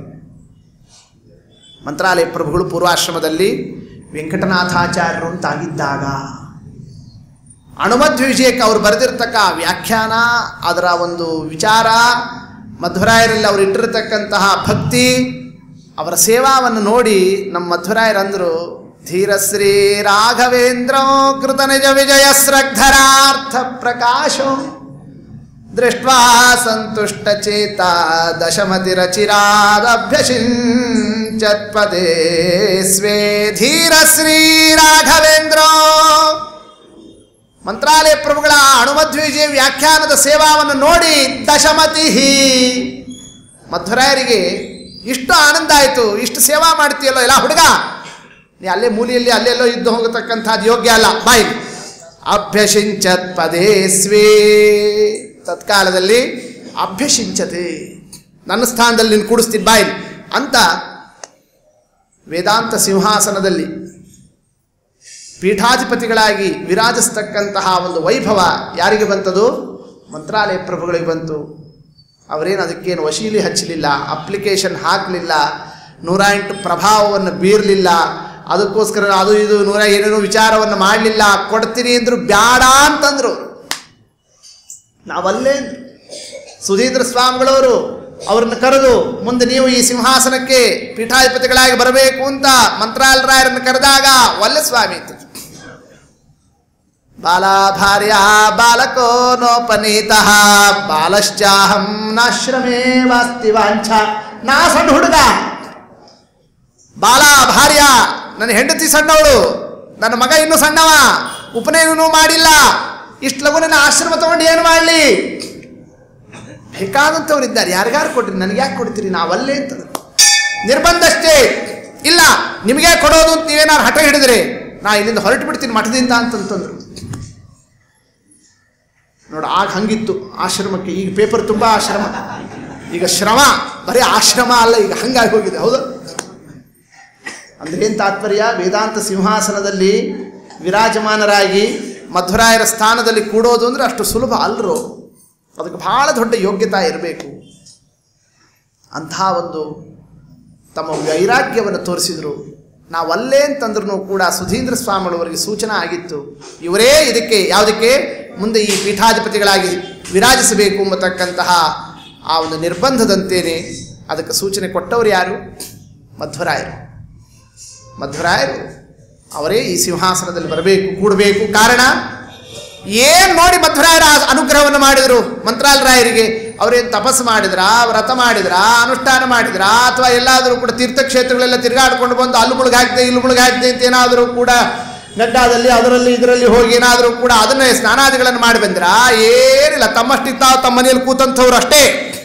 ಅಷ್ಟಾದರೂ ಕೂಡ ಅವರಿದ್ದಲ್ಲಿಗೇನೆ ವೇದಾಂತ ಸಿಂಹಾಸನ ಬಂದು ಅವರನ್ನು ಕುಡಿಸ್ಕೋಬೇಕು ಅಂತಂದರೆ, ಮಧ್ವರಾಯರ ಅನುಗ್ರಹ ಮಾಡಬೇಕಾದರೆ ಅಂತಹ ಅತ್ಯಂತ ದಾರಿದ್ರ್ಯದ ಸ್ಥಿತಿಯಲ್ಲೂ ಕೂಡ ಜ್ಞಾನಾನಂದದಲ್ಲಿ ಮುಳುಗಿ ಆ ಮಧ್ವರಾಯರ ಗುಣಗಾನವನ್ನು ಮಾಡತಕ್ಕ ಅನುಮಧ್ವ ವಿಜಯಕ್ಕೆ ವ್ಯಾಖ್ಯಾನವನ್ನು ಮಾಡಿರತಕ್ಕ ಸೇವಾ ಇದೆಯಲ್ಲ, ಅದನ್ನು ನೋಡಿ ಸಂತುಷ್ಟ ಚೇತ ದಶಮತಿರಚಿರಾದಭ್ಯಸಿಂಚತ್ಪದೇಸ್ವೇ. ಮಧ್ವರಾಯರ ಪರಮಾನಂದ ಆಯಿತು. ಎಲ್ಲ ಹುಡುಗ, ನೀ ಅಲ್ಲಿ ಇಲ್ಲಿ ಕೂಡಬೇಡ, ಬಾ ಇಲ್ಲಿ ನನ್ನ ಸ್ಥಾನದಲ್ಲಿ ಕೂಡಿಸ್ತೀನಿ ಅಂತ ತಮ್ಮ ಸ್ಥಾನ ಯಾವುದು? ಈ ವೇದಾಂತ ಸಿಂಹಾಸನದಲ್ಲಿ ಅಭಿಷೇಕ ಆಯಿತು ಅವರಿಗೆ. ಅಂದರೆ ಅವರು ಪೀಠಕ್ಕೆ ಬಂದಿದ್ದಕ್ಕೆ ಕಾರಣ ಅನುಮಧ್ವ ವಿಜಯಕ್ಕೆ ಅವರು ಮಾಡಿರತಕ್ಕ ವ್ಯಾಖ್ಯಾನ. ಹೌದು, ನೀವು ಮಂತ್ರಾಲರಾಯರ ಗುಣಗಾನ ಮಾಡ್ತೀವಿ ಅಂತ ಹೊರಟು ಅವರು ಗುರುಗುಣಸ್ತವನ ಮಂತ್ರಾಲರಾಯರ ಒಳ್ಳೆ ಚಲೋ ಗುಣ ಏನು ಒಂದು ತಾಸು ಕೇಳಿದ್ವಪ್ಪ, ಏನೋ ಹೇಳಿದ್ರು ಆಚಾರ್ಯರು, ಬರೀ ಮಂತ್ರಾಲರಾಯರು ಮಂತ್ರಾಲರಾಯರು ಅಂತ, ಏನು ಅಂತ ಗೊತ್ತಾಗಲಿಲ್ಲ ಅಂತ. ಹಿಂಗಾದ್ರೆ ಉಪಯೋಗನ? ಒಂದಾದ್ರೂ ತಲೆಯಲ್ಲಿ ಇಟ್ಕೊಳ್ಳೋಂಗೆ ಆಗ್ಬೇಕು. ಹೌದಲ್ಲ? ಏನದು ಮಂತ್ರಾಲರಾಯರು ದೊಡ್ಡ ಗುಣ ಯಾವುದು? ಯಾಕೆ ಒಂದೊಂದು ಗುಣ ಒಬ್ಬೊಬ್ಬರಿಗೆ ದೊಡ್ಡದು ಅಂತ ಕಾಣಿಸ್ತದೆ. ಇಲ್ಲಿ ಯಾವ ಗುಣವನ್ನು ತೋರಿಸ್ಲಿಕ್ಕೆ ನೀವು ಹೊರಟ್ರಿ? ಅದಕ್ಕೆ ವಾದೀಂದ್ರ ತೀರ್ಥರು ಅಂದರು ಸಮುದ್ರ ಅವರು ಅಂತಂದ್ರು. ಮಂತ್ರಾಲರಾಯರು ಅಂದರೆ ದೊಡ್ಡ ಸಮುದ್ರನು. ಆ ಸಮುದ್ರದ ಆಳ ಎಷ್ಟು, ವಿಸ್ತಾರ ಎಷ್ಟು, ಗಾಂಭೀರ್ಯ ಏನು, ಅದನ್ನು ಅಲ್ಪ ಬುದ್ಧಿಯಿಂದ ಎಷ್ಟು ನಾವು ವರ್ಣನೆ ಮಾಡಲಿಕ್ಕೆ ಶಕ್ಯ ಆಗ್ತದೆ? ಅಸಾಧ್ಯ. ಆದರೂ ಸಮುದ್ರ ಅಷ್ಟು ದೊಡ್ಡದಿದೆ ಅಂತ ಸಮುದ್ರ ಸ್ನಾನ ಮಾಡೋದನ್ನು ನೀನು ಯಾರೇನು ಬಿಡೋದಿಲ್ಲ. ಇಷ್ಟು ದೊಡ್ಡದಿದೆ ಅಲ್ರಿ ಸಮುದ್ರ, ನಾವು ಹೆಂಗೆ ಸ್ನಾನ ಮಾಡೋದು ಅಂತ ಯಾರಾದರೂ ಕೂಡ ವಿಚಾರ ಮಾಡ್ತಾರಾ? ಪರ್ವಕಾಲ ಬಂದಾಗ ಮುಳುಗಾಕ್ತಾರೋ ಇಲ್ಲ? ಸಮುದ್ರ ಸ್ನಾನವ ಅಹಂಕರಿಷೇನ್ ಸಂಕಲ್ಪ ಮಾಡ್ತಾರೋ ಇಲ್ಲ? ಸಮುದ್ರ ಸ್ನಾನವ ಅಹಂಕರಿಷೇನ್ ಸಂಕಲ್ಪ ಮಾಡಿದ ಕೂಡಲೇ ಯಾರಾದರೂ ಬಂದು ಏನ್ರಿ ಅಷ್ಟು ಸಮುದ್ರದ ನೀರು ತಲೆ ಮೇಲೆ ಹಾಕೋತೀರೇನ್ರಿ ನೀವು? ಸಮುದ್ರ ಸ್ನಾನವ ಅಹಂಕರಿಷೇನ್ ಹೆಂಗ್ರಿ ಸ್ನಾನ ಸಂಕಲ್ಪ ಮಾಡ್ತಾ ಇದ್ದೀರಿ ಅಂತಂದ್ರೆ ಏನಂತೀರಿ? ಆಗ ಅಷ್ಟು ತಲೆ ಮೇಲೆ ಹಾಕೋತೀನಿ ಅಂತ ಅರ್ಥ ಅಲ್ಲ. ಎಲ್ಲೋ ಒಂದು ಅಲಿಗಾದರೂ ಕೂಡ ಅದಕ್ಕೆ ಬಾಗುತ್ತೀನಿ, ಒಂದು ಅಲಿ ಆದರೂ ನಮ್ಮ ಮೇಲೆ ಹೋಗಿ ಅಷ್ಟು ನಾವು ಎಲ್ಲ ಪಾಪವನ್ನು ಕಳ್ಕೊಳ್ತೀವಿ ಅಂತ ಎಲ್ಲೋ ಒಂದು ಮೂಲೆಯಲ್ಲಿ ಮುಳುಗಿ ಹಾಕೋದು ಅಂತಿದೆಯಲ್ಲ ಸಮುದ್ರ ಸ್ನಾನ ಮಾಡೋದು ಅಂತಂದರೆ. ಹಾಗೆ ಮಂತ್ರಾಲರಾಯರ ಗುರುಗುಣಸ್ತವನ ಅವರ ಗುಣಗಾನವನ್ನು ಮಾಡೋದು ಅಂತಂದರೆ ದೊಡ್ಡ ಸಮುದ್ರ. ಅದು ಆ ಸಮುದ್ರದಲ್ಲಿ ಒಂದು ಕಡೆಯಲ್ಲಿ ಮುಳುಗಿ ಹಾಕ್ಲಿಕ್ಕೆ ನಾವು ನಿಲ್ತಾ ಇದ್ದೀವಿ ಅಷ್ಟೇನೆ. ನಮ್ಮ ಅಪ್ಪವ್ರು ಇನ್ನೂ ಚಂದ ಹೇಳಬೇಕಿದ್ರಲ್ಲಿ, ಸ್ಥಾನೇ ತಾಪಿ ಕ್ವಚಿತ್ ಸ್ಯಾದಿಹ ಪುನರುದಧಿ ಸ್ನಾನ ಸಂಕಲ್ಪವತ್ಸ. ವಾದೀಂದ್ರ ತೀರ್ಥರು ಸಮುದ್ರ ಸ್ನಾನ ಎಲ್ಲೋ ಒಂದು ಅಲಿ ಬರ್ತದೆ, ಅಲ್ಲಿ ಒಂದು ಕಡೆ ಮುಳುಗ್ಲಿಕ್ಕೆ ನಿಂತಿದ್ದೀರಿ ಅಂತ ಅವರಂದ್ರು. ಅದು ವಾದೀಂದ್ರ ತೀರ್ಥರಿಗೆ ಹೇಳಿದ್ದು, ನಮಗಲ್ಲ. ಹಿಂಗಂತಿದ್ರು ನಮ್ಮ ಅಪ್ಪವ್ರು. ಮತ್ತು ನಮ್ದೇನು, ನಾವು ಆಪೋ ಹಿಷ್ಟಾಮಯೋಭವ ಮುಳುಗಿ ಹಾಕೋದು ಇಲ್ಲ ನಮ್ದು, ಅಷ್ಟೇ. ಗೊತ್ತಾಯ್ತಲ್ಲ? ಯಾಕೆ ನಾವು ಒಂದು ಅಲ್ಲಿನೂ ನಮ್ಮ ತಲೆ ಮೇಲೆ ಹೋಗೋಷ್ಟು ಯೋಗ್ಯತೆ ಇಲ್ಲ, ಬರೀ ಪ್ರೋಕ್ಷಣ. ಗೊತ್ತಾಯ್ತಲ್ಲ? ಅಂದ್ರೆ ಏನು ತಾತ್ಪರ್ಯ? ಮಂತ್ರಾಲರಾಯರ ಗುಣಗಾನವನ್ನೇ ಪೂರ್ಣ ಮಟ್ಟದಲ್ಲಿ ಮಾಡಲಿಕ್ಕೆ ಸಾಧ್ಯ ಇಲ್ಲ. ಯಾವುದೋ ಒಂದು ಅಂಶ, ಅದರಲ್ಲೂ ಒಂದು ಲೇಷ, ಅದು ಕೂಡ ಒಂದು ತಾಸದೊಳಗೆ ಎಷ್ಟೋ ಅಷ್ಟು, ಹೌದಾ? ಆ ಕ್ರಮದಿಂದ ನಡೆಸ್ತಕ್ಕಂಥದ್ದೇನಿದೆ ಅದನ್ನೇ ವಾದೀಂದ್ರ ತೀರ್ಥರು ಯಾವುದನ್ನು ತಗೊಂಡ್ರು? ತಸ್ಮಾದಸ್ಮಾಭಿಸ್ತತ್ ಪ್ರಬಂಧ ಪ್ರಣಯನ ವಿಷಯೇ ಸ್ತೂಯತೆ ರಾಘವೇಂದ್ರ. ಅನೇಕ ಇದೆ ರಾಯರ ಮಹಿಮಾ. ಆದರೆ ನಾವು ಈಗ ಸ್ತೋತ್ರ ಮಾಡಲಿಕ್ಕೆ ಹೊರಟಿರೋದು ಅವರೇನು ಗ್ರಂಥಗಳನ್ನೆಲ್ಲ ರಚನಾ ಮಾಡಿರೋದು ಇದೆಯಲ್ಲ, ಆ ಗ್ರಂಥ ರಚನಾ ಒಂದೊಂದು ವೈಭವವನ್ನೇ ಇಲ್ಲಿ ಸ್ತೋತ್ರ ಮಾಡ್ತೀವಿ. ಸ್ತೂಯತೆ ರಾಘವೇಂದ್ರ. ಹೌದು, ಅದೇ ಯಾಕೆ ಮಾಡ್ತೀರಿ? ರಾಯರ ಮಹಿಮಾ ಹೇಳ್ಬೋದು, ಅವರಿಂದ ಅನುಗ್ರಹ ಪಡೆದಿದ್ದು ಹೇಳ್ಬೋದು, ಬೇರೆ ಬೇರೆ ಎಷ್ಟೋ ವಿಚಾರವನ್ನು ಹೇಳ್ಬೋದು, ಅವ್ರ ತಪಸ್ಸು ಹೇಳ್ಬೋದು, ಅವ್ರ ಜ್ಞಾನ ಹೇಳ್ಬೋದು, ಇನ್ನೊಂದು ಹೇಳ್ಬೋದು. ಆದರೆ ಗ್ರಂಥ ಬರೆದಿದ್ದನ್ನೇ ಯಾಕೆ ವರ್ಣನೆ ಮಾಡಲಿಕ್ಕೆ? ಅದಕ್ಕೆ ಯಾಕೆ ನೀವು ದೃಷ್ಟಿ ಹೋಯಿತು ಅಂದರೆ ಅದಕ್ಕೊಂದು ಕಾರಣ ಇದೆ. ಗ್ರಂಥ ಬರೆಯೋದು ಅಂದರೆ ಅಷ್ಟು ಸುಲಭ ಅಲ್ಲ. ಒಂದು ಲೆಟರ್ ಬರೀ ಆಗ್ತದ? ಈಗ ಲೆಟರ್ ಬರೆಯೋದೇ ತಪ್ಪು ಹೋಗಿಬಿಟ್ಟಿದೆ, ಎಲ್ಲ ಬರೀ ಮೊಬೈಲ್ ಬಂದು ಹೋಗ್ಬಿಟ್ಟಿದೆ, ಹೌದಾ? ಪತ್ರ ಬರೆಯೋದು, ಪತ್ರ ಬರಿಬೇಕಾದ್ರೆ ಶ್ರೀಕಾರ ಹಾಕೋದು, ಅದಕ್ಕೆ ಕ್ಷೇಮ ಕುಶಲ, ಅದಕ್ಕೆಲ್ಲ ತಿಥಿ ವಾರ ದಿನಾಂಕ ಎಲ್ಲ ಬರೋದು, ಅದಕ್ಕೆ ಪತ್ರ ಬರೆಯೋ ಕ್ರಮ ಯಾರಿಗಾರು ಹುಡುಗರಿಗೆ ಕೇಳಿದ್ರೆ ಗೊತ್ತಾಗ್ತದಾ? ಎಲ್ಲ ಮರ್ತು ಹೋಗ್ಬಿಟ್ಟಿದೆ. ಈಗೆಲ್ಲ ಪತ್ರ ಬರಿಬೇಕು ಅಂತಿದ್ರೆ ಗೊತ್ತಾಗ್ತದೆ ಎಷ್ಟು ಶ್ರಮ ಇದೆ ಅಂತ. ನಾವು ಅನ್ಕೊಂಡಿರ್ತೀವಿ, ತಲೆಯೊಳಗೊಂದು ವಿಚಾರ ಬರ್ತದೆ, ಬಾಯಾಗೊಂದು ವಿಚಾರ ಬರ್ತದೆ, ಕೈಯಾಗೊಂದು ಆಗ್ತದೆ, ಅದೇನೇನೋ ಆಗ್ತದೆ, ಕರ್ತೃಕರ್ಮ ಕ್ರಿಯಾಗಳು ಹಿಂದೆ ಮುಂದೆ ಆಗ್ತಿರ್ತಾವೆ ಅಂತ. ಅದು ಯಾಕೋ ಸರಿಯಾಗಲಿಲ್ಲ ಅಂತ ಮತ್ತೆ ಆ ಪತ್ರವನ್ನು ಅರ್ಧ ಬರೆದಿರ್ತೀವಿ, ಅಷ್ಟೊತ್ತಿಗೆ ಮತ್ತೆ ಹರಿತೀವಿ, ಮತ್ತು ಅದನ್ನು ಡಸ್ಟ್ಬಿನ್ಗೆ ಹಾಕ್ತೀವಿ, ಮತ್ತೊಂದು ಹಾಳೆ ತಗೋತೀವಿ, ಮತ್ತೆ ಬರಿತೀವಿ. ಒಂದು ಸಾಮಾನ್ಯ ಒಂದು ಪತ್ರವನ್ನು ಚೆಂದಾಗಿ ವ್ಯವಸ್ಥಿತವಾಗಿ ಯಾವುದೇ ಒಂದು ಚಿತ್ತಿಲ್ಲದೆ ಇದ್ದಂತೆ, ಕಾಟ್ ಹೊಡಿದೇ ಇದ್ದಂತೆ ಒಂದು ಪತ್ರ ಬರೀಲಿಕ್ಕೆ ಆಗ್ತದಾ? ಅಲ್ಲೇ ವ್ಯತ್ಯಾಸ ಆಗ್ತದೆ ಅಂತ. ಅದು ಗ್ರಂಥ ಬರಿಬೇಕು ಅಂತಂದ್ರೆ ಅಷ್ಟು ಸುಲಭನ? ಯಾಕ್ರಿ ಹಿಂಗೆ ಬರೆದ್ರಿ? ಅಯ್ಯೋ ಎಲ್ಲೋ ತಲೆ ಹೋಗಿಬಿಟ್ಟಿತ್ತು ಅದಕ್ಕೆ ಹಿಂಗೆ ಬರದೆ ಅಂತ. ಮೊದಲು ಎಲ್ಲಿ ತಪ್ಪಾಗ್ತದೆ? ತಲೆಯೊಳಗೆ ಎಷ್ಟು ವ್ಯತ್ಯಾಸ ಆಗ್ತದೆ. ಚಿತ್ತೇನ ಯುಕ್ತಮರ್ಥ ಕಲಯತಿ. ಮಂತ್ರಾಲ್ ರಾಯರ ಚಿತ್ತದಲ್ಲಿ ವಿಚಾರ ತಪ್ಪು ಬಂತು, ಬರವಣಿಗೆ ತಪ್ಪಾಯಿತು ಅಂತ ಇಲ್ಲೇ ಇಲ್ಲ. ಏನು ತಲೆಯಲ್ಲಿ ತಗೊಂತಾನೋ ಅದು ಸರಿನೇ ಇರ್ತದೆ, ಅಂಥ ಬುದ್ಧಿ ಅವ್ರದು. ಚಿತ್ತೇನ ಯುಕ್ತಮರ್ಥ ಕಲಯತಿ ಸಾಸ ನಾಭಿಧತ್ತೆ. ಸರಿಯಾಗಿ ತಿಳ್ಕೊಂಡಿರ್ತಾರೆ, ಆದ್ರೆ ಹೇಳಬೇಕಾದ್ರೆ ಅವಸರದಲ್ಲಿ ಏನು ತಿಳ್ಕೊಬೇಡ್ರಿ, ಏನೋ ಅವಸರದಲ್ಲಿ ಏನೋ ಮಾತಾಡಿಬಿಟ್ಟೆ ಅಂತ ನೋಡಿ ಹಿಂಗೆ ಹೇಳ್ತಕ್ಕಂಥದ್ದು ಲೋಕದಲ್ಲಿ ನಡೀತಿರ್ತದೆ. ಹಾಗೆ ಸಾಹಸ ಅವಸರಕ್ಕೆ ಬಿದ್ದು ಮಾತನಾಡಿದ್ರು ಅಂತ ಅನ್ನೋದು ಇಲ್ಲೇ ಇಲ್ಲ. ಅಂದರೆ ತಲೆಯಲ್ಲಿ ಬರುವ ವಿಚಾರನು ಸರಿ ಇರಬೇಕು, ಅದು ಬಾಯಲ್ಲಿ ಬರಬೇಕಾದರೂ ಕೂಡ ವ್ಯತ್ಯಾಸ ಆಗಬಾರ್ದು. ಇನ್ನು ಅದರ ಮೇಲೆ ನ ಸದ್ಭಿ ಸಾಕಂ ಮೀಮಾಂಸತೇವಾ. ಎಂದೂ ಕೂಡ ತಮ್ಮ ಗ್ರಂಥಗಳನ್ನೇ ವಿಚಾರವನ್ನೇ ಅದನ್ನೆಲ್ಲವನ್ನೂ ಕೂಡ ಬರೆಯತಕ್ಕ ಸಂದರ್ಭದಲ್ಲಿ ಮತ್ತೊಬ್ಬ ಹರಿಭಕ್ತರು, ವೈಷ್ಣವರು, ಸಜ್ಜನರು, ಜ್ಞಾನಿಗಳು ಅವ್ರು ಬರೆದಿರೋದು ತಪ್ಪು, ಇವ್ರು ಬರೆದಿರೋದು ತಪ್ಪು ಅನ್ನೋದಕ್ಕೆ ಅವ್ರು ಗ್ರಂಥ ಬರೀಲಿಲ್ಲ. ಇವತ್ತಿನ ಕಾಲ ಎಲ್ಲ ಏನು ಕಾಣಿಸ್ತಾ ಇದೆ? ಅವ್ರದ್ದು ತಪ್ಪು, ಇವ್ರದ್ದು ತಪ್ಪು, ನಿಂದು ಸರಿ ಏನು ಅಂತ ಹೇಳಿಲ್ಲ, ಬರೀ ಇನ್ನೊಬ್ರು ತಪ್ಪು ತಪ್ಪು ತಪ್ಪು ಅಂತ ಅಂದ್ಕೊಂಡು. ಅಂದ್ರೆ ಏನು ತಾತ್ಪರ್ಯ? ಮತ್ತೊಬ್ಬರನ್ನ ಟೀಕಾ ಮಾಡಲಿಕ್ಕೋಸ್ಕರ ಅವ್ರ ಗ್ರಂಥವನ್ನು ಒಂದೂ ಬರೆದಿಲ್ಲ.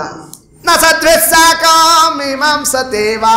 ಇನ್ನು ಅದರ ಮೇಲೆ ಕ್ವಚಿದಪಿ ಲಿಖಿತಂ ನೈವ ನಿರ್ವಾರ್ಷ್ಟಿತಸ್ಮಾತ್. ಎಂದೂ ಕೂಡ ಮೀಮಾಂಸತೇವ ನ ಲಿಖತಿ ವಚಸೋದ್ಘಾಟಯತ್ಯಾಶಯಂ ಸ್ವಂ. ಏನು ಬರೆದ್ರು ಕೂಡ ಇದು ನನ್ನ ಅಭಿಪ್ರಾಯ ಅಂತ ಎಲ್ಲೂ ಬರೆದಿಲ್ಲ ಅವರು. ಯಾರು? ರಾಯರು. ಇಷ್ಟು ಗ್ರಂಥದಲ್ಲಿ ವಿಚಾರವನ್ನು ಮಾಡ್ತಾರಲ್ಲ, ಈಗಿನ ಕಾಲದ ಗ್ರಂಥಕಾರರು ಅವ್ರದ್ದು ಹತ್ತು ತಗೊಂಡು ಇವ್ರದ್ದು ಹತ್ತು ತಗೊಂಡು ಇದ್ರ ತಗೊಂಡು ಇದು ನಮ್ದು ಸ್ವಂತ ಅಭಿಪ್ರಾಯ, ಮೈ ಒಪಿನಿಯನ್ ನೋಡಿ ಹಿಂಗೆ ತಗೊಂಡು ಏನು ಬರಿತಿರ್ತಾರಂತೆ. ಇವಂದೇನು ಇರೋದೇ ಇಲ್ಲ. 10 ಜನರದೆಲ್ಲ ಎಳ್ಕೊಂಬಂದು ಇವನ್ ತಂದು ಅಂತ ಹಾಕೋತಿರ್ತಾರೆ. ಆದರೆ ಎಷ್ಟು ಅಪೂರ್ವ ಅಪೂರ್ವ ಅಪೂರ್ವ ವಿಚಾರವನ್ನು ಬರೀತಾರೆ ಮಂತ್ರಾಲ್ ರಾಯರು. ಏನು ಬರೆದ್ರಿ? ಏನು ರಾಯರು ತಿಳಿಸಿದಂತೆ ಯಾರೂ ತಿಳಿಸ್ಲಿಕ್ಕೆ ಶಕ್ಯ ಇಲ್ಲ. ಇಷ್ಟೆಲ್ಲ ವಿಚಾರವನ್ನು ತಮ್ಮ ಗ್ರಂಥದಲ್ಲಿ ಇಟ್ಟಿದ್ದಾರಲ್ಲ ಅಂತ ನಾವು ಅನ್ನೋಷ್ಟೊತ್ತಿಗೆ ಹುಡುಗ ಇದು ನಮ್ದೇನು ಹೊಸದಲ್ಲ, ಇದು ತದುಕ್ತಂ ಚಂದ್ರಿಕಾಯಾಮ್ ತದುಕ್ತಂ ಸುಧಾಯಾಮ್ ನೋಡಿ ಅಲ್ಲೆಲ್ಲ ಅವ್ರು ಹೇಳಿದ್ರದ್ದೇ ವಿಚಾರ ಇದು. ನಾವು ಮರ್ತು ಬಿಟ್ಟಿರ್ತೀವಿ ಹಿಂದಿನವ್ರು ಎಲ್ಲಿ ಹೇಳಿದ್ದಾರೆ ಅಂತ, ಅಲ್ಲಿಗೆ ತಂದು ಸೇರಿಸಿಬಿಡ್ತಾರೆ. ನಮ್ಮದು ಅಂತ ಒಂದು ಶಬ್ದ ಆಡೋದಿಲ್ಲ ಅವರು. ಇನ್ನು ಅದರ ಮೇಲೆ ಉಕ್ತನ್ನೋ ವಕ್ತಿಭೂಯ, ಒಂದು ಸಲ ಹೇಳಿದ್ದೇನೆ ಮತ್ತೊಂದು ಸಲ ಹೇಳೋದಿಲ್ಲ. ಯಾರು? ಮಂತ್ರಾಲ್ ರಾಯರು. ಪುನರುಕ್ತಿ ಅಂತಿಲ್ಲ. ಅಂದ್ರೆ ಏನು ತಾತ್ಪರ್ಯ? ಗ್ರಂಥ ದೊಡ್ಡದಾಗಬೇಕಾದ್ರೆ ಏನು ಮಾಡಿರ್ತಾರೆ? ಮೊದಲು ಅದೇ ಬರೆದಿರ್ತಾರೆ, ಮಧ್ಯದಲ್ಲೂ ಅದೇ ಬರೆದಿರ್ತಾರೆ, ಕಡೆಗೂ ಅದೇ ಬರೆದಿರ್ತಾರೆ. ಇಷ್ಟೆಲ್ಲ ಮಾಡಿ ಇಷ್ಟು ದೊಡ್ಡ ಗ್ರಂಥ ಮಾಡಿದ್ರು ಅಂತ ಹಿಂಗೆಲ್ಲ ಲೋಕದಲ್ಲಿ ಕಾಣಿಸ್ತಿರ್ತಾವೆ. ಹಂಗೆ ರಾಯರ ಗ್ರಂಥಗಳಲ್ಲ. ಉಕ್ತನ್ನ ಭಕ್ತಿ ಭೂಯ. ಎಲ್ಲದಕ್ಕಿಂತ ದೊಡ್ಡ ಗುಣ ಯಾವ್ದು ಹೇಳ? ನೈವ ನಿರ್ಮಾರ್ಷ್ಟಿ ತಸ್ಮಾತ್. ಒಂದು ಸಲ ಬರೆದ್ರು ಅಂದ್ರೆ ಖಾಟ್ ಪಡೆದಿದ್ದು ಇಲ್ಲ. ಹಂಗೆ ಗ್ರಂಥ ರಚನಾವನ್ನು ಮಾಡಿದಂಥವರು.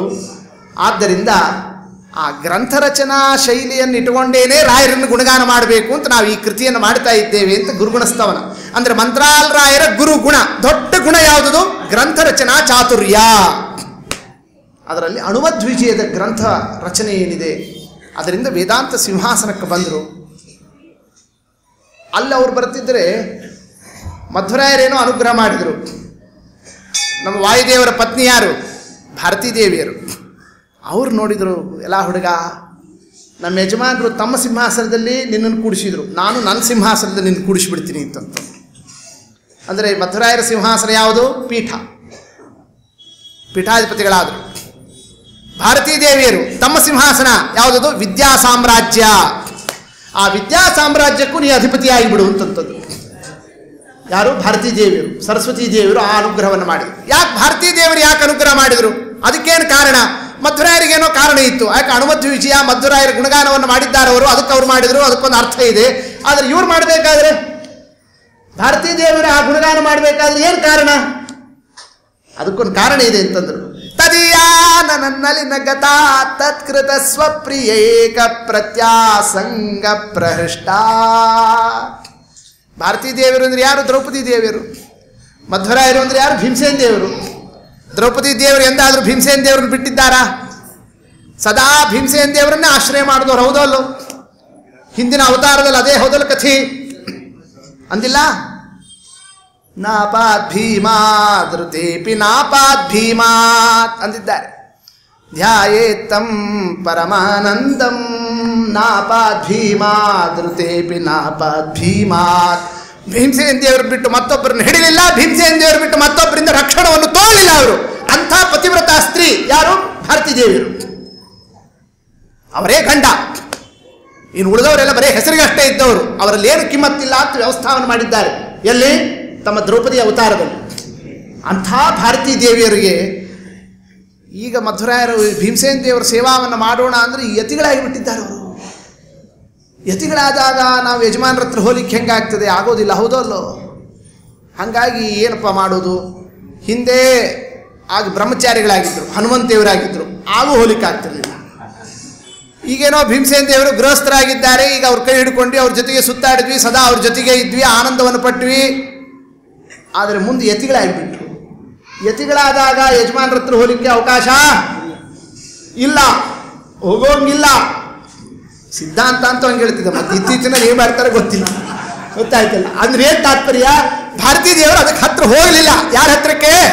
ಮಧ್ವರಾಯರ ಹತ್ರ. ಈಗ ಹತ್ರ ಹೋಗೋದು ಬೇಡಪ್ಪ, ನಾವೇನಿದ್ರು ಕೂಡ ಅವರ ಪಾದನೂ ಅಲ್ಲ, ಅವರ ಪಾದ ಧೂಳಿಯ ಸೇವಾವನ್ನು ಮಾಡ್ತೀವಿ ಅಂತಂದ್ರು. ಶಾರದಾ ಶಾರದೇಂದು ಜ್ಯೋತ್ಸ್ನಾ ಭದ್ರಸ್ಮಿತ ಶ್ರೀ ಧವಲಿತ ಕಕುಭಾ ಪ್ರೇಮ ಭಾರಂ ಬಭಾರ ಅಂದಿಲ್ಲ?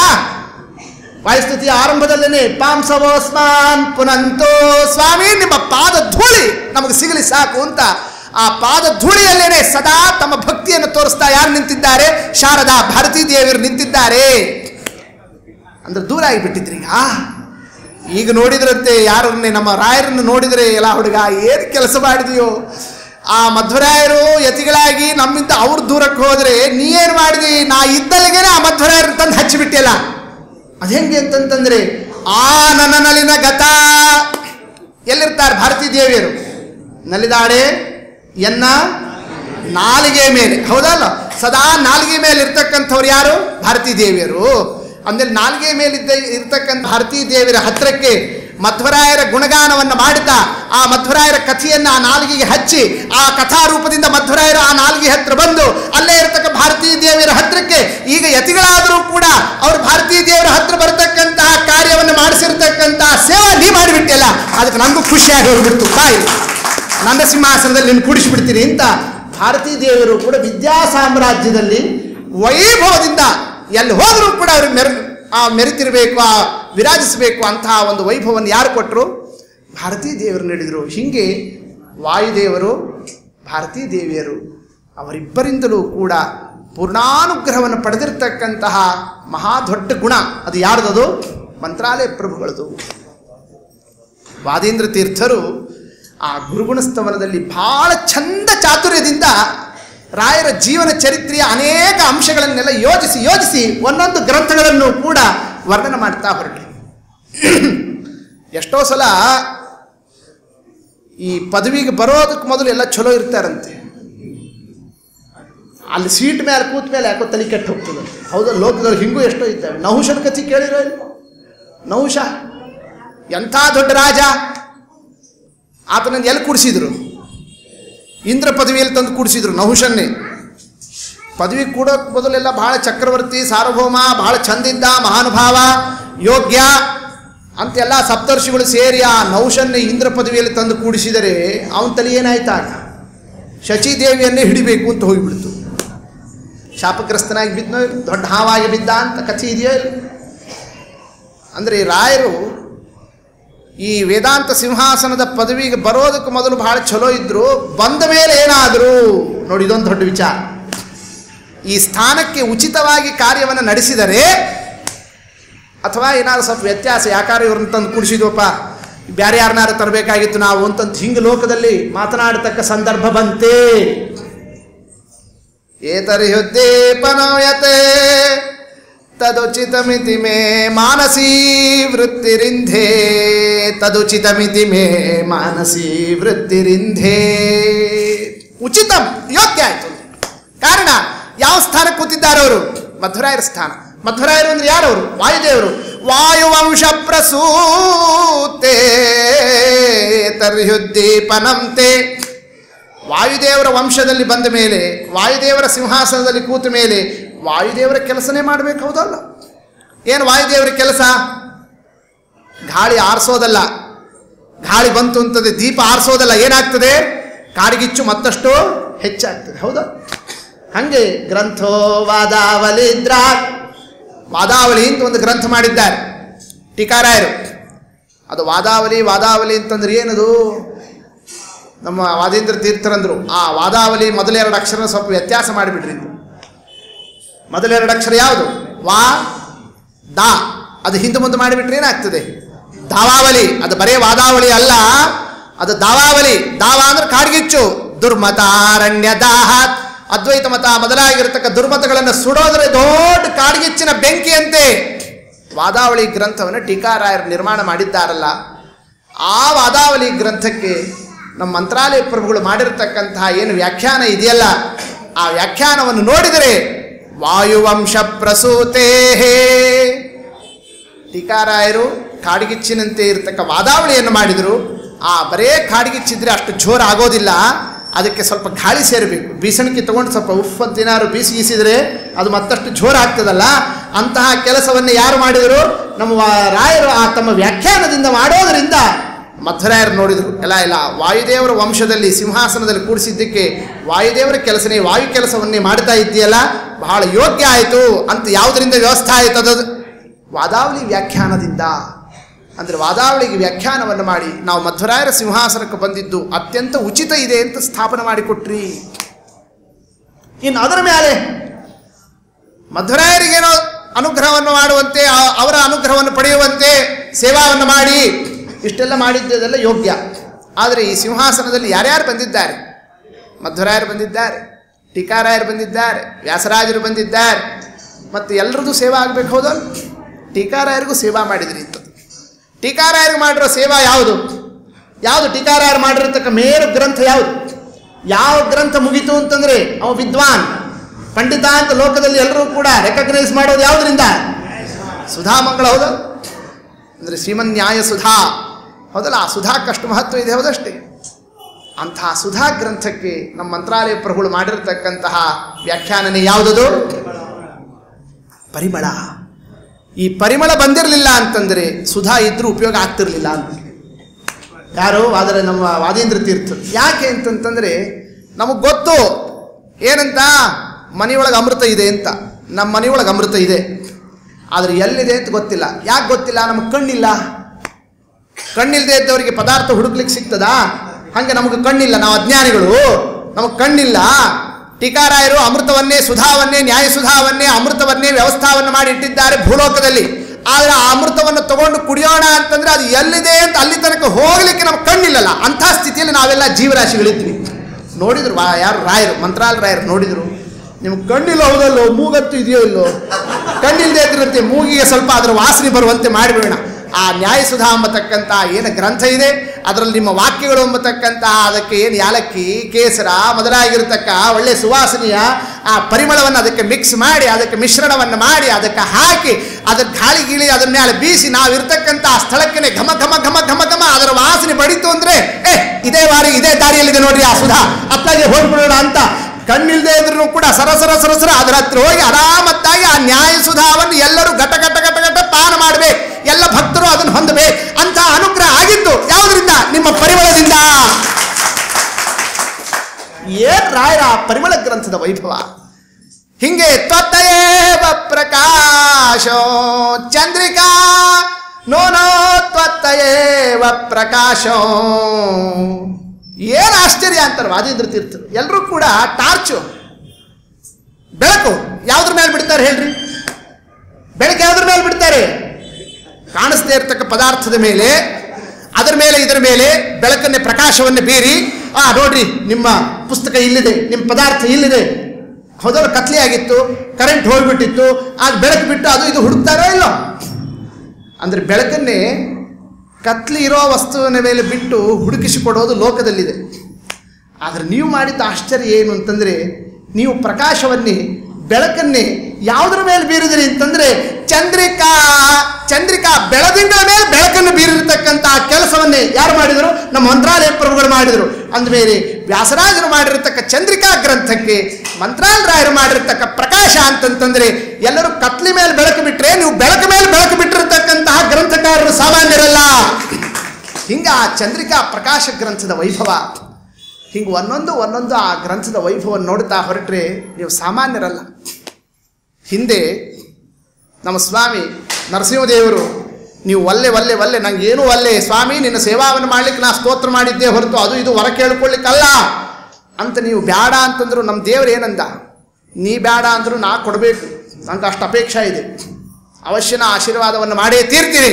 ನೀ ರಾಜನಾಗಿ ದೈತ್ಯರಿಗೆಲ್ಲರಿಗೂ ಕೂಡ ರಾಜನಾಗಿ ಮೆರೀತಕ್ಕಂಥವನಾಗಬೇಕು ಅಂತ ಪ್ರಹ್ಲಾದ ರಾಜರು ಅಂತ ಅದು. ಹೌದಾ? ಬರೇ ಪ್ರಹ್ಲಾದ ಅಲ್ಲ, ಪ್ರಹ್ಲಾದ ರಾಜರು. ಎಲ್ಲ ಕಡೆಯೂ ಪ್ರಹ್ಲಾದ ರಾಜರು ಅಂತಲೇ ಕರೆಯೋದು. ಯಾಕೆ ಆ ರಾಜರು ಅಂತ ಅನ್ನೋ ಶಬ್ದ ಯಾರಿಂದ ಬಂತು? ನರಸಿಂಹದೇವರಿಂದ ಬಂತು. ನರಸಿಂಹದೇವರು ಕೊಟ್ಟರು ವರ ಅಂದರೆ ಬರೀ ಆಗಷ್ಟೇ ಅಲ್ಲ, ಅದು ಮುಂದೆ ಎಲ್ಲೆಲ್ಲಿ ಹೋಗ್ತದೋ ಎಲ್ಲ ಕಡೆಯಲ್ಲೂ ಆ ವರ ಹಾಗೆ ಬೆನ್ನು ಹತ್ಕೊಂಡು ಬಂತು. ಮುಂದೆ ಅವರು ಪ್ರಹ್ಲಾದ ರಾಜರು ಏನಾಗಿ ಹುಟ್ಟಿದ್ರು? ಅವರು ಬಾಲ್ಯಕ ರಾಜರು, ಅಲ್ಲೂ ರಾಜರಾಗಿ ಹುಟ್ಟಿದ್ರು. ಆಮೇಲೆ ಬಾಲ್ಯಕ ರಾಜರಾದ್ಮೇಲೆ ಮುಂದೇನಾಗಿ ಹುಟ್ಟಿದ್ರು? ವ್ಯಾಸ ರಾಜರು, ಅಲ್ಲೂ ವ್ಯಾಸರಾಜರೇ, ಅಲ್ಲೂ ರಾಜರಾಗೆ ಹುಟ್ಟಿದ್ರು. ಈಗ ರಾಜಾದಿರಾಜ ಗುರು ಸಾರ್ವಭೌಮರು, ಬರೇ ರಾಜರಲ್ಲ ಈಗ, ಗೊತ್ತಾಯ್ತಲ್ಲ? ಆಕ್ರಮದಿಂದ ಅಂಥ ವೈಭವ ಯಾರಿಗೆ? ಮಂತ್ರಾಲಯ ಪ್ರಭುಗಳಿಗೆ. ಸಾಮಾನ್ಯ ರಾಜರಾದವರೇನೆ ತಮ್ಮನ್ನು ಯಾರಾದರೂ ವಂದಿಮಾಗದರು, ಸ್ತೋತ್ರವನ್ನು ಮಾಡಿದರೆ, ಕೊಂಡಾಡಿದರೆ, ಏನು ಸ್ತೋತ್ರ ಮಾಡ್ತೀಯಲ್ಲೋ, ಇಷ್ಟು ನನ್ನನ್ನು ಸ್ತೋತ್ರ ಮಾಡ್ತೀಯ ಅಂದರೆ ತಗೋ ಅಂತ ತಾವು ಹಾಕ್ಕೊಂಡಿರ್ತಕ್ಕಂಥ ವಸ್ತ್ರವನ್ನೇ, ಒಡವೆಯನ್ನೇ, ಆಭರಣಗಳನ್ನೇ ಇವನ್ನೆಲ್ಲವನ್ನು ತೆಗೆದು ಹಿಂಗೆ ಕೊಡ್ತಿರ್ತಾರೆ. ಯಾರು ಖರೇ ರಾಜರಾಗಿದ್ದರೆ, ಮತ್ತೆಲ್ಲ ಡೂಪ್ಲಿಕೇಟ್ ಎಲ್ಲ ತಂದು ಹಾಕ್ಕೊಂಡಿದ್ರೆ ಯಾರು ಕೊಡೋದಿಲ್ಲ. ಗೊತ್ತಾಯ್ತಲ್ಲ? ಅಂದ್ರೆ ಏನು ತಾತ್ಪರ್ಯ? ಖರೇ ರಾಜರ ಲಕ್ಷಣ ಅಂತ ಔದಾರ್ಯ, ಆಕ್ರಮದ ಒಂದು ತಮ್ಮ ಆಶ್ರಿತರಲ್ಲಿ ತೋರಿಸ್ತಕ್ಕ ವಾತ್ಸಲ್ಯ ಇದೆಲ್ಲ ತುಂಬಿರ್ಬೇಕು. ಇದು ರಾಜರ ಲಕ್ಷಣ ಹೌದಲ್ಲ? ಮತ್ತು ನಿಮ್ಮನ್ನು ರಾಜಾದಿರಾಜರು ಅಂತ ಕರೆದಿದ್ದಕ್ಕೆ ನೀವೇನು ಮಾಡಿದ್ರಿ? ಎಲ್ಲರ ಮನೆಗೂ ಬಂದು ಬರೀ ಭಿಕ್ಷಾ ಬೇಡ್ಕೊಂಡು ಬಳ್ಕೊಂಡು ಹೋದ್ರು, ಏನಾರು ಕೊಟ್ಟರು? ಮಂತ್ರಾಲಯರು ಏನು ಮಾಡಿದ್ರು? ಅವರು ರಾಜಾದಿರಾಜರು ಅಂತ ಆಗಿದ್ದಕ್ಕೆ ಈ ಪ್ರಶ್ನೆ ಬಂದರೆ ಅದಕ್ಕೆ ನಾವು ವಾದೀಂದ್ರ ತೀರ್ಥರು ಬಹಳ ಚಂದ ಉತ್ತರವನ್ನು ಕೊಟ್ಟರು. ಅದೂ ಕೆಲಸವನ್ನು ಮಾಡಿದ್ರು. ಗ್ರಂಥಾಯ ನ್ಯಾಯ ಮುಕ್ತಾವಲಿ ರೀತಿ ಭವತ್ತ ರಾಘವೇಂದ್ರ ಪ್ರಣೀತಃ ನೋನೋ ಮುಕ್ತಾವಲಿ. ನ್ಯಾಯ ಮುಕ್ತಾವಲಿ ಅಂತ ಗ್ರಂಥವನ್ನು ಬರೆದಿದ್ದಾರೆ ಮಹಾನುಭಾವರು. ಮುಕ್ತಾವಲಿ ಅಂದ್ರೆ ಮುತ್ತಿನ ಹಾರ. ಮುತ್ತಿನ ಹಾರವನ್ನೇ ಕಂಠದಲ್ಲಿ ಹಾಕ್ಕೊಂಡಿರ್ತಾರೆ, ಹೌದಲ್ಲ?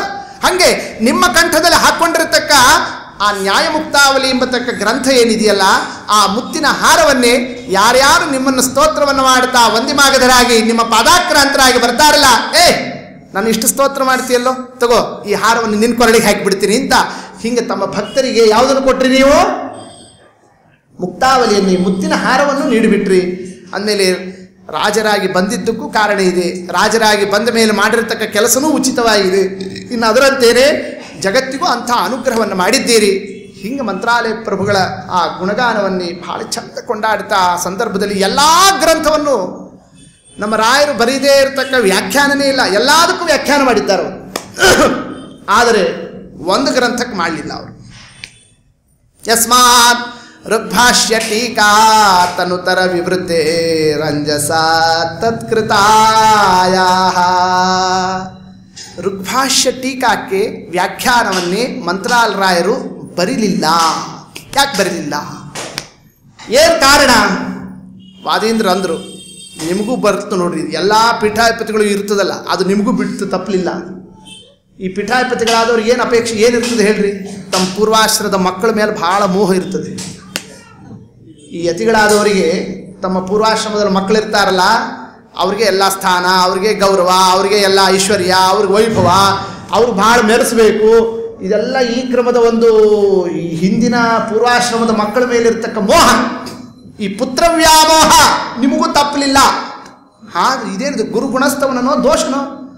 ಮಂತ್ರಾಲಯ ರಾಯರ ಗುಣವನ್ನು ಹೇಳಲಿಕ್ಕೆ ಹೊರಟಿರೋ ದೋಷವನ್ನು ಹೇಳ್ತಿರೋ ಈ ಸ್ತೋತ್ರದಲ್ಲಿ ಅಂದರೆ ಅದಕ್ಕೆ ವಾದೀಂದ್ರ ತೀರ್ಥರು ಅಂದರು, ಯತಿಗಳಾದವರು ತಮ್ಮ ಪೂರ್ವಾಶ್ರಮದ ಪುತ್ರರ ಮೇಲೆ ಮೋಹವನ್ನು ಮಾಡೋದು ದೋಷ, ಹೌದಲ್ಲ? ಆದರೆ ನಮ್ಮ ರಾಯರು ಮಾಡಿದರೆ ಅದು ಗುಣ, ಇದು ಗುರುಗುಣಸ್ಥವನ. ಹಿಂಗೆ ತಗೊಳ್ರಿ ಅಂತಂದರು. ಅದು ಹೇಗೆ ಅಂತಂದರೆ ಅವ್ರು ಏನು ಮಾಡಿದರು? ಮಂತ್ರಾಲಯ ರಾಯರು ತಾವು ಬರೆಯಬೇಕಾಗಿತ್ತು ವ್ಯಾಖ್ಯಾನ. ಅವರ ಮಕ್ಕಳು ನಮ್ಮ ಮಂತ್ರಾಲಯ ರಾಯರ ಪುತ್ರರು ಲಕ್ಷ್ಮೀನಾರಾಯಣಾಚಾರ್ಯರು, ಅವರು ಋಗ್ಭಾಷ್ಯಕ್ಕೆ ಅವರು ವ್ಯಾಖ್ಯಾನವನ್ನು ಬರೆದರು. ಆ ವ್ಯಾಖ್ಯಾನವನ್ನು ಬರೆದು ಮಂತ್ರಾಲಯ ರಾಯರಲ್ಲಿ ಕೊಟ್ಟು ನಮಸ್ಕಾರವನ್ನು ಮಾಡಿದಾಗ ನೋಡಿದ್ರು ಅವರು. ಅದನ್ನು ನೋಡಿದ ಕೂಡಲೇ ನಾವು ಬರೆಯೋದಿಲ್ಲ ಅಂದ್ಬಿಟ್ಟು ಅಂಜಸ ತತ್ಕೃತಾಯ. ಯಾಕೆ ಅಂದರೆ ನಾ ಬರದೆ ಅಂದರೆ ರಾಯರು ಬರೆದಿದ್ದಿರಲಿ ಅಂತ ನನ್ನ ಮಗಂದು ಯಾರು ಓದೋದೇ ಇಲ್ಲ. ಆಮೇಲೆ ಪ್ರೇಮ್ಣ ವಿದ್ವತ್ಸು ಭೂಯ, ಮಗನ ಮೇಲೆ ಪ್ರೀತಿಯನ್ನು ತೋರಿಸಿದ್ರಿ. ಯಾವ ಪ್ರೀತಿಯನ್ನೇ? ವಿದ್ಯಾ ಪ್ರೀತಿಯನ್ನು ತೋರಿಸಿದ್ರಿ. ದುಡ್ಡು ಕೊಡೋ ಪ್ರೀತಿ ಅಲ್ಲ, ಸೈಟ್ ಕೊಡೋ ಪ್ರೀತಿ ಅಲ್ಲ, ಐಶ್ವರ್ಯದ ಪ್ರೀತಿ ಅಲ್ಲ. ಯಾವ ಪ್ರೀತಿಯನ್ನು ತೋರಿಸಿದ್ರು? ಯಾವ ಮೋಹವನ್ನೇ? ಜ್ಞಾನ ವಿದ್ಯಾ ಅಂದ ಮೇಲೆ ಪೂರ್ವಾಶ್ರಮದ ಹೆಂಡತಿ ಮಕ್ಕಳು ಇತ್ಯಾದಿ ಪರಿವಾರದವರ ಮೇಲೆ ಯತಿಗಳಾದಂಥವರು ಮೋಹವನ್ನು ಇಡಬಾರದು, ಇದು ಗುಣ ಅಂತ ಆಗಿದ್ದರೆ, ನೀವು ಮಾಡಿರತಕ್ಕಂಥ ಈ ಒಂದು ಮಗನ ಮೇಲೆ ಏನು ಮೋಹ ಇದೆಯಲ್ಲ ಅದು ಜಗತ್ತಿನಲ್ಲಿ ದೋಷ ಆದರೆ ನಿಮಗೆ ಅದು ಗುರು ಗುಣ.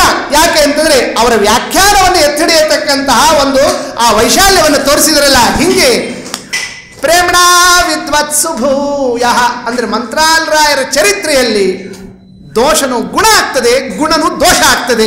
ಈ ಕ್ರಮದ ಒಂದೇನು ಶಾಸ್ತ್ರದಲ್ಲಿರ್ತಕ್ಕಂತಹ ವಾಕ್ಯ ಇದೆಯಲ್ಲ, ಉಳಿದವರಿಗೆ ಯಾವುದು ದೋಷನೋ ಅದು ರಾಯರಿಗೆ ಅದು ದೋಷ ಆಗಲಿಲ್ಲ. ಅದೇನಾಯ್ತದು? ಅದು ಗುಣ ಆಯಿತು.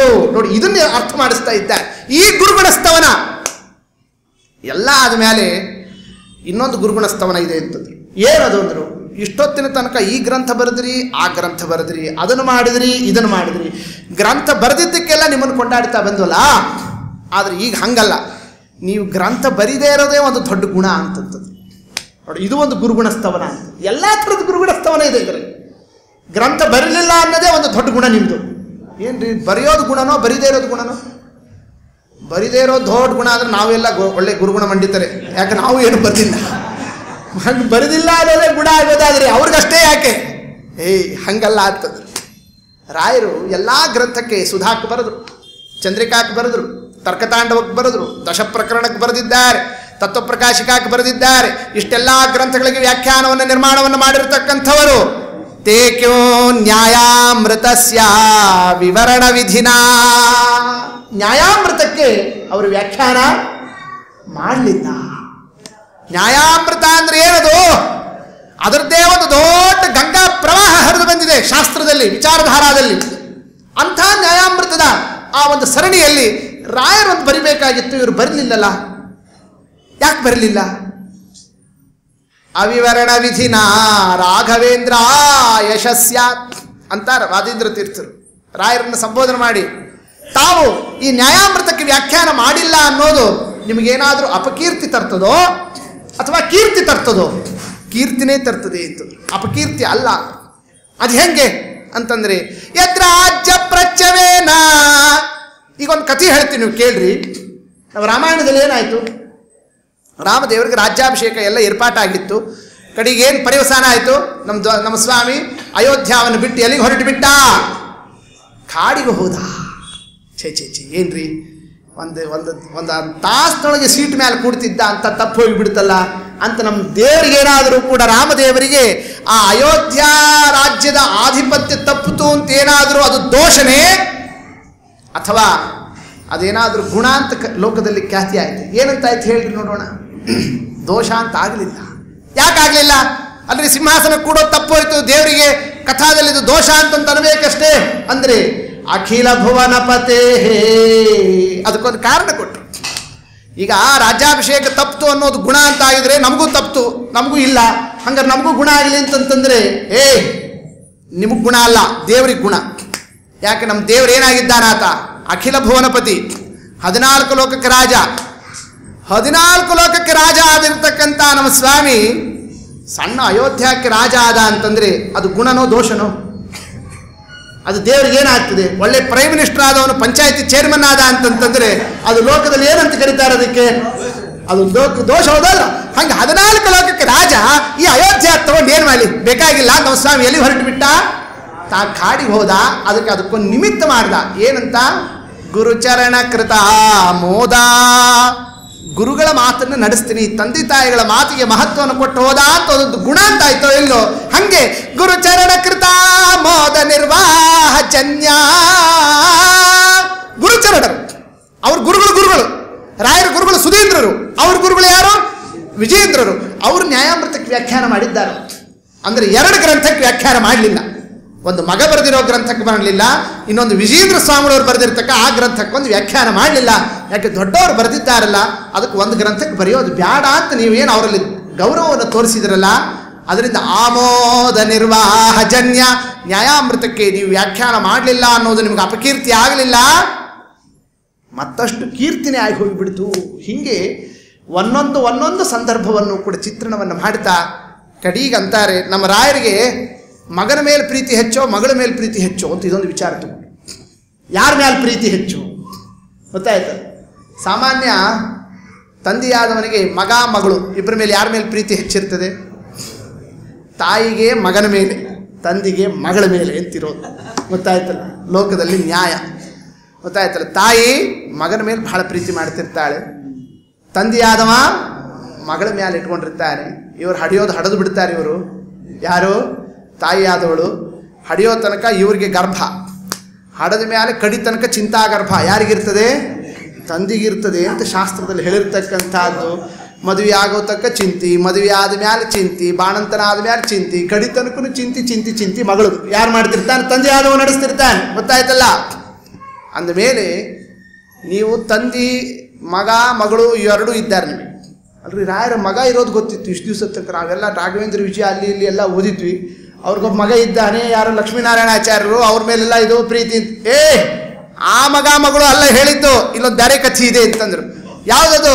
ತಂತ್ರಿಶ್ರೀ ನೀಲಕಂಠ ಬಿದಮಕಿ ಮಣಿನ ಭಟ್ಟ ತಂತ್ರ ಅನುಬಂಧೆ ಗ್ರಂಥೇ ತಾವತ್ವದಿಯೇ. ನಮ್ಮ ಮಂತ್ರಾಲಯ ಪ್ರಭುಗಳು ದಕ್ಷಿಣ ದೇಶಕ್ಕೆ ಹೋದಾಗ ಅಲ್ಲೊಂದು ಮೀಮಾಂಸಾ ವಿಚಾರ ಬಂದಾಗ ಆ ವಿಚಾರದಲ್ಲಿ ನಿಮಗೇನು ಮೀಮಾಂಸಾ ಗೊತ್ತು ಅಂತ ಸ್ವಲ್ಪ ಆಕ್ಷೇಪವನ್ನು ಮಾಡಿದ ಕೂಡಲೇ ಮರುದಿವಸನೇ ಒಂದು ಗ್ರಂಥವನ್ನು ನಿರ್ಮಾಣ ಮಾಡಿದರು. ಭಟ್ಟತಂತ್ರ ಅನುಬಂಧೆ, ಭಟ್ಟ ಮತಕ್ಕೆ ಸಂಬಂಧಪಟ್ಟಿರ್ತಕ್ಕ ಮೀಮಾಂಸಾ ಶಾಸ್ತ್ರದ ಗ್ರಂಥ. ಆ ಗ್ರಂಥನೇ ಭಾಟ್ಟ ಸಂಗ್ರಹ. ಮಂತ್ರಾಲರಾಯರು ಮಾಡಿರ್ತಕ್ಕ ಗ್ರಂಥ ಅದು. ಗ್ರಂಥ ಅನ್ನೋದು ಅಕಾರ ಅಂತ ಪುಲ್ಲಿಂಗ ಶಬ್ದ. ಯಾರಿಂದ ಹುಟ್ಟಿದೆ ಅದು? ರಾಯರಿಂದ ಹುಟ್ಟಿದೆ. ಅಂದಮೇಲೆ ಆ ಗ್ರಂಥ ಎಂಬುದು ಮಗ. ಯಾಕೆ? ಪುಲ್ಲಿಂಗ ಶಬ್ದ. ಗ್ರಂಥ ಗ್ರಂಥೋ ಗ್ರಂಥಾಹ ಅಂದಮೇಲೆ ಅದು ಪುಲ್ಲಿಂಗ, ಅದು ಮಗ ಆಯಿತು. ಅಂತಹ ಗ್ರಂಥ ಭಾಟ್ಟ ಸಂಗ್ರಹ ಎಂಬತಕ್ಕಂತಹ ಗ್ರಂಥವನ್ನು ನಿರ್ಮಾಣವನ್ನು ಮಾಡಿ ತಗೋ ನೋಡಿ, ನಮಗೆ ಮೀಮಾಂಸಾ ಗೊತ್ತಿದೆಯಲ್ಲ ನೋಡಿ ಗ್ರಂಥವನ್ನೇ ಕೊಟ್ಟಾಗ ಆ ನೀಲಕಂಠ ದೀಕ್ಷಿತ ಎಂಬತಕ್ಕಂತಹ ಆ ದೇಶದಲ್ಲಿರ್ತಕ್ಕಂತಹ ಮಂತ್ರಿ ಆ ಗ್ರಂಥವನ್ನು ನೋಡಿ ಭಟ್ಟತಂತ್ರ ಅನುಬಂಧೆ ಕರಿಣಿ ಆನೆಯ ಮೇಲೆ ಇಟ್ಟು ಮೆರವಣಿಗೆಯನ್ನು ಮಾಡಿಸಿದಂತೆ. ಯಾರ ಗ್ರಂಥಕ್ಕೆ? ರಾಯರ ಗ್ರಂಥಕ್ಕೆ. ಇದೊಂದು ಕಥಾದಲ್ಲಿ ನಡೆದು ಹೋಗಿಬಿಡ್ತು.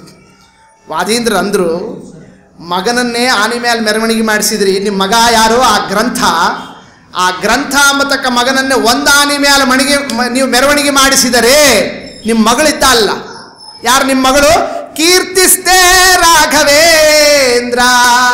ಯಾವಾಗ ಆ ಗ್ರಂಥ ಆನೆ ಮೇಲೆ ಮೆರವಣಿಗೆ ಆಯಿತು, ಆಗ ನಿಮ್ಮ ಕೀರ್ತಿ ಎಂಬತಕ್ಕ ಮಗಳಿದ್ದಾಳಲ್ಲ, ಆ ಕೀರ್ತಿ ಎಂಬತಕ್ಕಂತಹ ಮಗಳನ್ನೇ 8 ದಿಗ್ಗಜಗಳ ಮೇಲೆ, ಅಷ್ಟೂ ದಿಕ್ಕುಗಳಲ್ಲಿ ಆ ದಿಗ್ಗಜಗಳ ಮೇಲೆ ಆ ಕೀರ್ತಿ ಎಂಬತಕ್ಕಂತಹ ಮಗಳನ್ನೇ ಕೂಡಿಸಿ ಮೆರವಣಿಗೆಯನ್ನು ಮಾಡಿಸ್ತಾ ಏನು ನೀವು ಆ ಕಾಲದಲ್ಲಿ ವೈಭವವನ್ನು ತೋರಿಸಿದ್ರಲ್ಲ, ಇದರಿಂದ ನಮಗೆ ಅರ್ಥ ಆಯಿತು. ಮಗನ್ನಾದರೂ 1 ಆನೆ ಮೇಲೆ ಮೆರವಣಿಗೆ ಮಾಡಿಸಿದ್ರಿ, ಈ ಕೀರ್ತಿಯನ್ನಾದರೂ 8 ಆನೆ ಮೇಲೆ ಮೆರವಣಿಗೆ ಮಾಡಿಸಿಬಿಟ್ರಿ.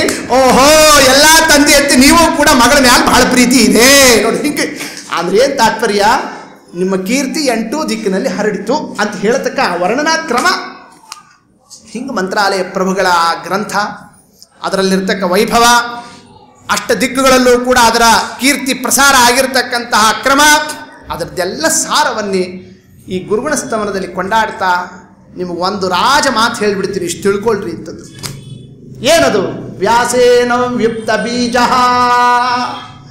ಶ್ರುತಿಭುವಿ ಭಗವತ್ಪಾದಲಬ್ಧಾಂಕುರಶ್ರೀ ಪ್ರತ್ನೈರೀಷತ್ ಪ್ರಭಿನ್ನಃ ಅಜನಿ ಜಯ ಮುನಿನಾ ಸಮ್ಯಗುದ್ಭಿನ್ನ ಶಾಖಃ ಮೌನೀಶಂ ವ್ಯಾಸರಾಜಾತ್ ಉದಿತ ಕಿಸಲಯಃ ಪುಷ್ಪಿತೋಯಂ ಜಯೀಂದ್ರಾತೆ ವ್ಯಾಸೇನ ವ್ಯುಕ್ತ ಬೀಜ. ಈ ವೇದಶಾಸ್ತ್ರಗಳು ಎಂಬತಕ್ಕಂತಹ ಏನು ತತ್ವಜ್ಞಾನದ ವೃಕ್ಷ, ಅದರ ಬೀಜ ಹಾಕಿದವರು ಯಾರು? ವೇದವ್ಯಾಸದೇವರು. ಎಷ್ಟು ಬೀಜ ಹಾಕಿದರು? 564 ಬ್ರಹ್ಮಸೂತ್ರಗಳು ಎಂಬತಕ್ಕ ಬೀಜವನ್ನು ನೆಟ್ಟರು ಯಾರು? ವೇದವ್ಯಾಸದೇವರು. ಎಲ್ಲಿ ನೆಟ್ಟರು? ಶ್ರುತಿ ಭುವಿ, ವೇದಗಳು ಎಂಬತಕ್ಕ ಭೂಮಿಯಲ್ಲಿ. ವೇದಕ್ಕೆ 4, ಋಗ್ವೇದ, ಯಜುರ್ವೇದ, ಸಾಮವೇದ, ಅಥರ್ವವೇದ ಅಂತ ಹೆಂಗೆ 4 ಇದೆಯೋ, ಹಾಗೆ ಈ ವೇದಶಾಸ್ತ್ರಗಳು ಎಂಬತಕ್ಕಂತಹ ಭೂಮಿಗೆ ಚಕಬಂದಿ. ಅದು ಋಗ್, ಯಜಸ್ಸಾಮ, ಅಥರ್ವ ಎಂಬತಕ್ಕ, ಹೌದಷ್ಟೇ, ಭೂಮಿಗೆ ಹೊಲಕ್ಕೆ 4 ದಿಕ್ಕಿನಲ್ಲೂ ಚಕಬಂದಿ ಇರ್ತದೋ ಇಲ್ಲೋ, ಹಾಗೆ ಆ ಚಕಬಂದಿಯನ್ನು ಹೊಂದಿರತಕ್ಕಂತಹ ವೇದಗಳು ಎಂಬತಕ್ಕ ಭೂಮಿಯಲ್ಲಿ 564 ಬ್ರಹ್ಮಸೂತ್ರವನ್ನು ನೆಟ್ಟಂಥವರು ವ್ಯಾಸೇನ, ವೇದವ್ಯಾಸದೇವರು. ವೇದವ್ಯಾಸದೇವರು ಬೀಜ ಏನೋ ನೆಟ್ಟರು, ಆದರೆ ಆ ಬೀಜ ಮೊಳಕೆಯಾಗಿ ಮ್ಯಾಲೆ ಬರಬೇಕಲ್ಲ, ಚಿಗುರು ಹೊಡೆದು ಬರಬೇಕಲ್ಲ, ಅದು ಬರಲೇ ಇಲ್ಲ. ಯಾಕೆ ಬರಲಿಲ್ಲ? ಮುಂದೆ ಬಂದಿರತಕ್ಕ ಎಲ್ಲ ಮತದವರು ಕೂಡ ಬರೇ ಅದ್ವೈತ. ಅವರು ಅದ್ವೈತ ಅಂದ್ರೆ ಏನು? ಭೇದ ಇಲ್ಲೇ ಇಲ್ಲ, ಎಲ್ಲ ಐಕ್ಯ. ಅವ್ರದ್ದು ಐಕ್ಯ ಇದ್ರೆ ಆ ಬೀಜ ಹೆಂಗೆ ಭೇದ ಆಗ್ತದೆ? ಆ ಬೀಜ ಹೊಡಿಬೇಕೋ ಬೇಡ? ಅಂದಮೇಲೆ ಆ ಬ್ರಹ್ಮಸೂತ್ರಗಳು ಎಂಬತಕ್ಕ ಬೀಜ ಹೊಡಿಬೇಕಾದರೆ ಅದಕ್ಕೆ ಯಾವ ಮತ ಬೇಕಾಯಿತು? ಭೇದ ಸಿದ್ಧಾಂತ ಮಧ್ವರಾಯರು ಬಂದಾಗಲೇ ಅದು ಮೊಳಕೆ ಹೊಡಿತು, ಅಲ್ಲಿ ತನಕ ಹೊಡಿಲಿಲ್ಲ. ಭಗವತ್ಪಾದ ಲಬ್ಧಾಂಕುರ ಶ್ರೀ ಮೊಳಕೆ ಆಯಿತು ಮಧ್ವರಾಯರಿಂದ. ಆ ಮೊಳಕೆ ಸ್ವಲ್ಪ ಮ್ಯಾಲೆ ಬಂದಾಗ ಅವು ಇವು ಬೇರೆ ಬೇರೆ ಯಾವುದಾದ್ರೂ ಪ್ರಾಣಿಗಳು ಅವು ಇವು ದಾಳಿ ಮಾಡಿ ಅದಕ್ಕೆ ಹಾನಿ ಮಾಡದೇ ಇದ್ದಂತೆ ಸ್ವಲ್ಪ ರಕ್ಷಣೆಯನ್ನು ಕೊಟ್ಟರು. ಅದಕ್ಕೆ ಯಾರು ಕೊಟ್ಟಂಥವರು? ಪದ್ಮನಾಭ ತೀರ್ಥರು, ನರಹರಿ ತೀರ್ಥರು, ಮಾಧವ ತೀರ್ಥರು, ಅಕ್ಷೋಭ್ಯ ತೀರ್ಥರು. ಪ್ರತ್ನೈರೀಷತ್ ಪ್ರಭಿನ್ನ, ಅದು ಸ್ವಲ್ಪ ಮ್ಯಾಲ ತನಕ ಬರುವಂತೆ ಅವ್ರು ಕಾಪಾಡಿದ್ರು. ಆಮೇಲೆ ಬಂದ್ರು ನೋಡ್ರಿ ಅವರು ಟೀಕಾರಾಯರು, ಏನ್ ಮಾಡಿಬಿಟ್ರು ಅವರು? ಸಮ್ಯಗುದ್ಭಿನ್ನ ಶಾಖ, ದೊಡ್ಡ ವೃಕ್ಷ ಆಗಿ ಒಳ್ಳೆ ಟಿಸಿಲು ಹೊಡೆದು ಟೊಂಗಿಗಳಾಗಿ ಆ ಮಧು ಸಿದ್ಧಾಂತ ಎಂಬತಕ್ಕ ವೃಕ್ಷ ಎಲ್ಲರಿಗೂ ಕೂಡ ಕಣ್ಣಿಗೆ ಕಾಣಿಸುವಂತೆ ಬೃಹದಾಕಾರ ಆಗಿದ್ದು ಯಾರಿಂದ? ಟೀಕಾಕೃತ್ಪಾದರಿಂದ ಆಯ್ತು, ವೃಕ್ಷ ಆಯ್ತು. ಆದರೆ ಆ ವೃಕ್ಷ ತುಂಬಾ ಚಲೋ ಎಲಿಗಿಲಿ ತುಂಬಿದ್ರೆ ನೋಡ್ಲಿಕ್ಕೆ ಚಂದ, ಬರೇ ಅದು ಬೋಳ್ ಕಾಣಿಸ್ತಿತ್ತು ಅಂದ್ರೆ ಅದು ಏನ್ ಚಂದ ಕಾಣಿಸ್ತಿದೆ, ಹೌದಲ್ಲ ಅಂತ ಯಾರಿಗಾದ್ರೂ ಪ್ರಶ್ನೆ ಬಂದರೆ, ಆ ವೃಕ್ಷದಲ್ಲಿ ಕ್ಷಣ ಕ್ಷಣಕ್ಕೂ ಪ್ರತಿಯೊಂದು ಸಂದರ್ಭದಲ್ಲೂ ಕೂಡ ಆ ಎಲೆಗಳು ತುಂಬಿರತಕ್ಕಂತಹ ಕ್ರಮದಲ್ಲಿ ಚಿಗುರು ಹೊಡಿಸಿರ್ತಕ್ಕಂತಹ ಆ ಒಂದು ಕೆಲಸವನ್ನು ಯಾರು ಮಾಡಿದರು?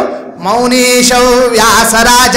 ವ್ಯಾಸರಾಜರು ಏನು ಬಂದು ಅದಕ್ಕೆ ಎಲ್ಲಿ ನೋಡಿದ್ರು ಕೂಡ ಅದು ಒಳ್ಳೆ ಹರಿತ ವರ್ಣದಿಂದ ಹಸಿರಾಗಿ ಕಾಣಿಸ್ತಿರ್ಬೇಕು, ಆ ಕ್ರಮದಿಂದ ವ್ಯವಸ್ಥಾವನ್ನು ಮಾಡಿಕೊಟ್ಟಂಥವರು ವ್ಯಾಸರಾಜರು ಮಾಡಿದರು. ಆಯ್ತು, ಗಿಡ ಬೆಳೀತು, ಒಳ್ಳೆ ಬೃಹದಾಕಾರ ಆಯಿತು, ಎಳೆಗಳು ಬಿಡ್ತು. ಅಷ್ಟಕ್ಕೆ ಯಾರಾದರೂ ನಿರೀಕ್ಷಣೆಯನ್ನು ಬಿಡ್ತಾರಾ? ಇನ್ನು ಮುಂದಿಂದು ಇನ್ನೂ ಬರಬೇಕಲ್ಲ, ಮುಂದಿಂದು ಬರಬೇಕಲ್ಲ ಅಂತ ನೋಡ್ತಿದ್ರು. ಏನು ಮುಂದೆ? ಪುಷ್ಪಿತೋಯೋ ಜಯೀಂದ್ರಾತೆ. ಪುಷ್ಪಿತ 104 ಹೂಗಳು ಬಿಟ್ಬಿಡ್ತದ್ರೊಳಗೆ. ಆ ಹೂವನ್ನು ಬಿಡಿಸಿದವರು ಯಾರು? ವಿಜಯೇಂದ್ರ ಸ್ವಾಮಿಗಳು 104 ಗ್ರಂಥವನ್ನೇ ನಿರ್ಮಾಣವನ್ನು ಮಾಡಿ ಈ ಮಧು ಸಿದ್ಧಾಂತ ಎಂಬತಕ್ಕಂಥ ವೃಕ್ಷದಲ್ಲಿ ಚಲೋ ಹೂವುಗಳು, ಒಳ್ಳೆ ಘಮ ಘಮ ಘಮ ಘಮ ಸುವಾಸನೆಯ ಆ ಹೂವುಗಳ ನಿರ್ಮಾಣ ಆಯಿತು ವಿಜಯೇಂದ್ರ ಸ್ವಾಮಿಗಳವರಿಂದ. ಬರೀ ಹೂ ಬಂದಿದ್ದಕ್ಕೆ ಹೆಣ್ಮಕ್ಳಿಗೆ ಉಪಯೋಗ ಆಯಿತು, ನಮಗೇನು ಉಪಯೋಗ? ಹೌದಲ್ಲ, ಅವ್ರು ತಲೆ ಮೇಲೆ ಮುಡ್ಕೊಳ್ತಾರೆ, ನಾವೇನು ಮಾಡೇವು ಅಂತ ಎಲ್ಲರೂ ವಿಚಾರ ಮಾಡ್ತಿದ್ರು. ದೇವತಾ ಸ್ತ್ರೀಯರು ತಗೊಂಡಾರ ಅದನ್ನೇ, ಆ ಹೂವನ್ನೇ. ನಾವು ಮಾನುಷ ಲೋಕದಲ್ಲಿ ಇರ್ತಕ್ಕಂಥವ್ರು ನಮಗೇನಾದರೂ ಹೊಟ್ಟಿಗೆ ಆಗ್ಬೇಕಲ್ಲ, ಆ ಹೂ ಏನಾಗ್ಬೇಕು, ಅದು ಹಣ್ಣಾಗಬೇಕು. ಆ ಹೂ ಹಣ್ಣಾಗಿಸ್ತಕ್ಕಂಥ ಕೆಲಸ ಅದು ಯಾರಿಂದ ಆಯಿತು ಅಂತಂದರೆ, ಅದ್ಯ ಶ್ರೀ ರಾಘವೇಂದ್ರ ವಿಲಸತಿ ಫಲಿತ ಮಧ್ವ ಸಿದ್ಧಾಂತ ಶಾಖಿ. ಇವತ್ತು ಮಧ್ವ ಸಿದ್ಧಾಂತ ಅನ್ನತಕ್ಕ ವೃಕ್ಷದಲ್ಲಿ ವಿಜೇಂದ್ರ ಸ್ವಾಮಿಗಳವರು ಏನು ಹೂವನ್ನು ಬಿಡಿಸಿದ್ರು, ಆ ಹೂವುಗಳು ಇವತ್ತು ಫಲ ಆಗಿದೆ, ಅದು ಫಲಭರಿತ ಆಗಿದೆ. ಇನ್ನೇನಿದ್ರು ಕೂಡ ಆ ಹಣ್ಣನ್ನು ತರಬೇಕು, ಮನೆಗೆ ಹೋಗಬೇಕು, ಅದನ್ನು ಹಿಂಡಬೇಕು, ಘಟ ರಸಾಯನ ಮಾಡಿಕೊಂಡು ಅದನ್ನು ಕುಡಿತಿರ್ಬೇಕು, ಅಷ್ಟೇ ಇರೋದು ಕೆಲಸ ನಿಮಗೆ. ಇನ್ನು ಮುಂದಿಂದೇನು ಇಲ್ಲ. ಇಂಥ ಒಂದು ಅನುಗ್ರಹವನ್ನು ಮಾಡಿರ್ತಕ್ಕಂತಹ ಮಹಾಪುರುಷರು ಯಾರವರು? ರಾಘವೇಂದ್ರ. ಇದು ಮಂತ್ರಾಲಯ ಪ್ರಭುಗಳ ಮಹಿಮಾ ಅಂದರೆ ಸಾಮಾನ್ಯ ಅಲ್ಲ ಅಂತ ಹೀಗೆ ಮಂತ್ರಾಲಯರಿಂದ ನಮ್ಮ ಮಧ್ವ ಸಿದ್ಧಾಂತದ ಜ್ಞಾನ ವೃಕ್ಷ ಇವತ್ತು ಫಲವತ್ತಾಗಿ ನಮಗೆ ಫಲವನ್ನು ಕೊಡತಕ್ಕಂತಹ ಕ್ರಮದಲ್ಲಿ ಬಂದಿದೆ. ಸಾಮಾನ್ಯ ಅಲ್ಲ. ನಮ್ಮ ಆಚಾರ್ಯ ಹೇಳಬೇಕಾದ್ರೆ ಅದು ಫಲಿತ ಅಂತ ಯಾಕಂದ್ರು ವಾದೀಂದ್ರರು, ಅದು ಹಣ್ಣು ಅಂತಂದ್ರು. ರಾಯರು ಮಾಡಿದ್ದೇನು? ಹಣ್ಣು ಅಂತಂತಂದ್ರು. ಆ ಹಣ್ಣಿನೊಳಗೆ ಮತ್ತು ಬೀಜ ಇರ್ತದೆ, ಅದನ್ನು ತಿಳ್ಕೊಳ್ರಿ ಅಂತಂದ್ರು. ಆ ಹಣ್ಣಿನಲ್ಲಿ ಏನಿರ್ತದೆ? ಬೀಜ ಇರ್ತದೆ. ಹಾಗೆ ನೀವು ರಾಯರಿಂದ ಪಡೆದಿರ್ತಕ್ಕಂತಹ ಜ್ಞಾನದ ಹಣ್ಣುಗಳಿದ್ದಾವಲ್ಲ, ಬರೀ ಹಣ್ಣು ತಿಂದ್ವಿ ಅದು ಅಲ್ಲಿಗೇನೆ ಜೀರ್ಣ ಆಗಿ ಹೋಗಿಬಿಡುತ್ತು ಅಂತಲ್ಲ, ಅದ್ರ ಜೊತೆಗೆ ಬೀಜನೂ ಕೊಟ್ಟಿರ್ತಾರೆ. ಯಾರು? ಮಂತ್ರಾಲಯ ರಾಯರು. ಆ ಬೀಜ ನಮ್ಮ ಹತ್ರ ಇರೋದರಿಂದ ಅದು ಮತ್ತೆ ಮುಂದಿನ ಜನ್ಮದಲ್ಲಿ ಏನಾಗ್ತದೆ, ಅದು ಬೀಜ ರೂಪದಿಂದ ಮತ್ತೆ ನಮಗದು ಆ ಜ್ಞಾನದ ಆ ಒಂದು ಸಂತಾನ ಅಂಬತಕ್ಕ ಬೆಳೆಯತಕ್ಕ ಪರಮಾನುಗ್ರಹವನ್ನು ಮಾಡ್ತಾ ಇದ್ದಾರೆ. ಅಂತಹ ಅನುಗ್ರಹ ಮೂರ್ತಿಗಳು ಮಂತ್ರಾಲಯ ಪ್ರಭುಗಳು ಅಂದರೆ ಸಾಮಾನ್ಯರಲ್ಲ. ಇಂತಹ ಮಂತ್ರಾಲಯ ಪ್ರಭುಗಳ ಗುರುಗುಣ ದೊಡ್ಡ ಗುಣ ಅಂತಂದರೆ ಇಡೀ ಜಗತ್ತಿಗೆ ಮಧ್ವ ಸಿದ್ಧಾಂತ ಅಂಬತಕ್ಕಂಥದ್ದು ರಸವತ್ತಾಗಿ ಫಲಭರಿತವಾಗಿ ಎಲ್ಲರಿಗೂ ಮುಟ್ಟುವಂತೆ, ಅಜ್ಞ ಪ್ರಾಜ್ಞ ವರ್ಗಕ್ಕೆ ಎಲ್ಲರಿಗೂ ಕೂಡ ಸಿಗುವಂತೆ ಮಂತ್ರಾಲಯ ಪ್ರಭುಗಳು ಮಾಡಿರತಕ್ಕಂತಹ ಅನುಗ್ರಹನೇ ಅದು ಗುರುಗುಣಸ್ತವನ. ಹೀಗೆ ಈ ಗುರುಗುಣಸ್ತವನದ ಅತ್ಯದ್ಭುತವಾಗಿರತಕ್ಕಂತಹ ಒಂದು ಚಿತ್ರಣವನ್ನೇ ಏನು ನೀಡಿದ್ದಾರೆ, ಅದನ್ನೇ ಗುರುಗುಣಸ್ತವನವನ್ನೇ ವಾರಗಟ್ಟಲೆ ತಿಂಗಳಗಟ್ಟಲೆ ಹೇಳಿದರೂ ಮುಗಿಯೋದಿಲ್ಲ. ಅಂಥದ್ದು ಒಂದೊಂದು ಪದಕ್ಕೂ ಅಷ್ಟು ಅರ್ಥ ಇದೆ, ರಸ ಇದೆ, ಸ್ವಾರಸ್ಯ ಇದೆ. ಮಂತ್ರಾಲಯ ರಾಯರ ಸನ್ನಿಧಾನ 25ನೇ ವರ್ಷದ ರಜತ ಮಹೋತ್ಸವದ ದಿವ್ಯ ಸಂದರ್ಭ. ಅಂತಹ ಒಂದು ಸನ್ನಿವೇಶದಲ್ಲಿ ಇವತ್ತು ಗುರುವಾರ ಮಂತ್ರಾಲಯ ರಾಯರ ವಿಶೇಷ ಅನುಗ್ರಹಕ್ಕೆ ಕಾರಣವಾಗತಕ್ಕಂತಹ ಒಂದು ಸುಯೋಗ, ಇವೆಲ್ಲದರ ಒಂದು ಜೊತೆಯಲ್ಲಿ ಈ ಒಂದು ಜ್ಞಾನ ಯಜ್ಞದಲ್ಲಿ ಮಂತ್ರಾಲಯ ರಾಯರ ಅವರ ಒಂದು ಗುರುಗುಣಸ್ತವನದ ಮೂಲಕವಾಗಿ ಅವರ ಭಕ್ತಿ ಶ್ರದ್ಧಾವನ್ನೇ ಹೃದಯದಲ್ಲಿ ದೊಡ್ಡವರು ಹಾಕ್ಕೊಟ್ಟ ಮಾರ್ಗದಲ್ಲಿ ನಾವೇನೋ ಕಲ್ಪನೆ ಹಾಕ್ಕೊಂಡ್ಬಿಟ್ಟಿರ್ತೀವಿ. ರಾಘವೇಂದ್ರ ಗುರುವಂದೇ ಸುತ್ತಮುತ್ತ ಕಟಾಂಜನಂ ಹಂಗಾದ್ರೆ ಉಪಯೋಗ ಇಲ್ಲ. ರಾಯರು ಅಂದರೆ ಏನು ಸುತ್ತಮುತ್ತ ಕಟಾಂಜನ ಇದೆ ಅಂತ ಅಂಥ ಶ್ಲೋಕ ಉಪಯೋಗ ಇಲ್ಲ. ರಾಯರು ಅಂದರೆ ಎಂಥ ಗುಣ ಅವ್ರದ್ದು ಗ್ರಂಥಗಳೇನು, ಅವರ ವೈಭವ ಏನು, ರಾಯರ ಅವರಲ್ಲಿರ್ತಕ್ಕ ಮಧ್ವರಾಯರ ಸನ್ನಿಧಾನ ಏನು, ಭಾರತೀ ದೇವರು, ದೊಡ್ಡ ದೊಡ್ಡ ದೇವಾದಿ ದೇವತೆಗಳು ಎಲ್ಲರೂ ಅವರಲ್ಲಿ ಇಟ್ಟಿರ್ತಕ್ಕಂತಹ ಅನುಗ್ರಹ ಕ್ರಮ ಏನು, ಅವರ ವೈಭವವನ್ನೇ ನಾವು ಅರ್ಥ ಮಾಡ್ಕೊಳ್ಳಿಕ್ಕೆ ಸಾಧ್ಯ ಇಲ್ಲ. ವಾದೀಂದ್ರರು ಅರ್ಥ ಮಾಡಿಕೊಂಡಿದ್ದಾರೆ. ಅಂತಹ ವಾದೀಂದ್ರ ತೀರ್ಥರ 2 ವಾಕ್ಯವನ್ನು ಹಿಡಿದು ಕೊಂಡಾಡಿದರೆ ನಮ್ಮ ರಾಯರಿಗೂ ಸಂತೋಷ. ಎಲ್ಲ ಚಲೋ ದೊಡ್ಡವರ ವಾಕ್ಯ ಹಿಡ್ಕೊಂಡು ಸ್ತೋತ್ರ ಮಾಡ್ತಿರಲ್ರು, ಆಲಿ ನಿಮಗೂ ಎಲ್ಲ ಪರಮಾನುಗ್ರಹ ಮಾಡ್ತೀನಿ ಅಂತ ಅವರು ನಮ್ಮ ಅಪೇಕ್ಷಾ ಕೆಲ ಸ್ಯಾಂಕ್ಷನ್ ಅಂತಂತಾರೆ ಮಂತ್ರಾಲಯ ರಾಯರು. ಅಂತಹ ಒಂದು ಸಂದರ್ಭ ಇದು. ಅಂಥದ್ದು 2 ಅಕ್ಷರವನ್ನೇ ನಾವಿಲ್ಲೇನು ಹೇಳಿದ್ದೇವೆ. ಈ ಒಂದು ರಜತ ಮಹೋತ್ಸವದ ಸಂದರ್ಭದಲ್ಲಿ ನಮ್ಮ ಪೂಜ್ಯ ಆಚಾರ್ಯರಿಗೆ ಅತ್ಯಂತ ಪ್ರಿಯವಾಗಿರತಕ್ಕಂತಹ ಸ್ಥಳ. ಅವರೇ ಈ ಸ್ಥಳದಲ್ಲಿ ಅವರು ವಿಶೇಷತಃ ಅನೇಕ ತಮ್ಮ ಪ್ರವಚನಾದಿಗಳನ್ನೇ ಜ್ಞಾನ ಕಾರ್ಯವನ್ನೇ ವಿಜೃಂಭಣೆಯಿಂದ ನಡೆಸಿರ್ತಕ್ಕಂಥದ್ದು. ಮ್ಯಾಲಿನ 2 ಹಾಲು ಸಾಕಾಗ್ತಿರಲಿಲ್ಲ, ಆ ಕ್ರಮದಿಂದೆಲ್ಲ ವೈಭವದಿಂದ ನಡೆದು ಹೋಗಿರ್ತಕ್ಕಂಥದ್ದು ಏನು ಆ ಒಂದು ಜ್ಞಾನ ಯಜ್ಞದ ಒಂದು ರಾಯರ ಸನ್ನಿಧಾನದವರು ನಡೆಸಿದ್ದಾರೆ. ಅವರ ಮಕ್ಕಳು ಅಂತ ನಮ್ಮ ಮೇಲೆ ಅಭಿಮಾನದಿಂದ ಇಲ್ಲಿರ್ತಕ್ಕ ಆಡಳಿತ ವರ್ಗದವರೆಲ್ಲರೂ ಕೂಡ ವಿಶೇಷತಃ ಮಂತ್ರಾಲಯ ರಾಯರ ಗುಣಗಾನವನ್ನೇ ಈ ಒಂದು ಜ್ಞಾನ ಯಜ್ಞದ ಸಂದರ್ಭದಲ್ಲಿ ಒಂದು ದಿವಸ ನೀವು ಬಂದು ನಡೆಸಬೇಕು ಅಂತ ಕೇಳಿದಾಗ ನಮ್ಮ ಆಚಾರ್ಯರ ಪ್ರೀತ್ಯಾಸ್ಪದ ಸ್ಥಳ ಇದು, ನಾವು ಅವಶ್ಯ ಕರ್ತವ್ಯ ಇದು. ನಾವು 2 ಅಕ್ಷರವನ್ನು ಇಲ್ಲಿ ರಾಯರ ಸನ್ನಿಧಾನದಲ್ಲಿ ಹೇಳೋದು ಅಂತ ಏನು ಹೇಳೋಣ? ಗುರುವಾರ ಗುರುಗುಣಸ್ತವನ ರಾಯರ ಗುಣಗಾನ, ಅದು ನಮ್ಮ ಜನ್ಮಕ್ಕೆ ಅದು ಸಾಫಲ್ಯ ಅನ್ನೋ ಕ್ರಮದಿಂದ ಏನು 2 ಅಕ್ಷರ ಹೇಳಿದ್ದೇವೆ. ನೀವು ಶ್ರೋತೃಗಳೆಲ್ಲರೂ ಕೂಡ ಶ್ರದ್ಧಾಭಕ್ತಿಯಿಂದ ಪರಮೋತ್ಸಾಹದಿಂದ ನೀವೆಲ್ಲರೂ ಕೂಡ ಶ್ರವಣವನ್ನು ಮಾಡಿದ್ದೀರಿ. ಅದರಂತೆಯೇ ಈ ಜ್ಞಾನ ಯಜ್ಞವನ್ನೇ ವಿಶಿಷ್ಟ ಕ್ರಮದಿಂದ ವ್ಯವಸ್ಥಾವನ್ನು ಮಾಡಿ ರಾಯರ ಒಳ್ಳೆ ಸೇವಾವನ್ನು ಮಾಡತಕ್ಕಂಥ ಇಲ್ಲಿರ್ತಕ್ಕ ಎಲ್ಲ ಆಡಳಿತ ವರ್ಗದ ಎಲ್ಲ ಅಧಿಕಾರಿ ವರ್ಗದವರು ನಿಮಗೂ ಶ್ರೋತೃ ವೃಂದಕ್ಕೂ ನಮಗೂ ಕೂಡ ಅಸ್ಮತ್ ಗುರುವಂತರ್ಗತ ನಮ್ಮ ಆಚಾರ್ಯ ಬಾಯಲ್ಲಿ ಕೇಳಬೇಕು. ಗುರುಗುಣಸ್ತವನ ಅಂದರೆ ಬಾಳ್ಗಾರಾಚಾರ್ಯರು, ಬಾಳ್ಗಾರಾಚಾರ್ಯ ಅಂದರೆ ಗುರುಗುಣಸ್ತವನ. ಅಂಥ ಒಂದು ಪ್ರಸಿದ್ಧಿಗೆ ಬಂದಿರತಕ್ಕಂಥದ್ದು ಅಷ್ಟು ಚಂದ ಅದನ್ನು ವರ್ಣನೆ ಮಾಡ್ತಿದ್ರು ಅವರು. ಅವರ ಪಾದಸ್ಮರಣವನ್ನು ಮಾಡಿ ಏನು 2 ಅಕ್ಷರ ಹೇಳಿದ್ದೇವೆ, ಎಲ್ಲ ಪುಣ್ಯಧಾರ ಅಂತಹ ಪೂಜ್ಯ ಆಚಾರ್ಯರಿಗೆ ಸಲ್ಲತಕ್ಕಂಥದ್ದು ಅಂತ ಅವರಿಗೆ ಸಮರ್ಪಣವನ್ನು ಮಾಡಿ, ಅವರ ಮೇಲಿರ್ತಕ್ಕಂಥ ಸಕಲ ಜ್ಞಾನಿ ವೃಂದ, ಅವ್ರ ಗುರುಗಳು ಜಾಲಿಹಾಳಾಚಾರ್ಯರು, ಅವರ ಗುರುಗಳು ಸತ್ಯಧ್ಯಾನ ತೀರ್ಥ ಶ್ರೀಪಾದಂಗಳವರು, ಅಂತಹ ಗುರುಪರಂಪರಾದಲ್ಲಿ ಘಟಕರಾಗಿ ಬರತಕ್ಕ ಇವತ್ತಿನ ಕಥಾನಾಯಕರು ಮಹಾನುಭಾವರು. ಭಜತಾಂ ಕಲ್ಪವೃಕ್ಷಾಯ ನಮತಾಂ ಕಾಮಧೇನವೇ ಮಂತ್ರಾಲಯ ಪ್ರಭುಗಳು. ಅಂತಹ ಮಂತ್ರಾಲಯ ಪ್ರಭುಗಳ ಅಧಿಷ್ಠಾನದಲ್ಲಿ ಎಲ್ಲ ಕೂತ್ಬಿಟ್ಟಿದ್ದಾರೆ. ನಮ್ಮ ರಾಯರು ಅಂತಂತಂದರೆ ಅಲ್ಲೇ ಟೀಕಾರಾಯರು, ಅಲ್ಲೇ ರಘುತ್ತಮರು, ಅಲ್ಲೇ ವಾದರಾಜರು, ಎಲ್ಲ ಜ್ಞಾನವೃಂದರು ರಾಯರಲ್ಲಿ ಕೂತಿರ್ತಾರೆ. ಅಲ್ಲಿ ಎಲ್ಲರೂ ಅಲ್ಲಿ ಸೇರಿಬಿಡ್ತಾರೆ ಅವರು. ಅಂಥ ಸ್ಥಳ ಅವರು, ಸಾಮಾನ್ಯರಲ್ಲ.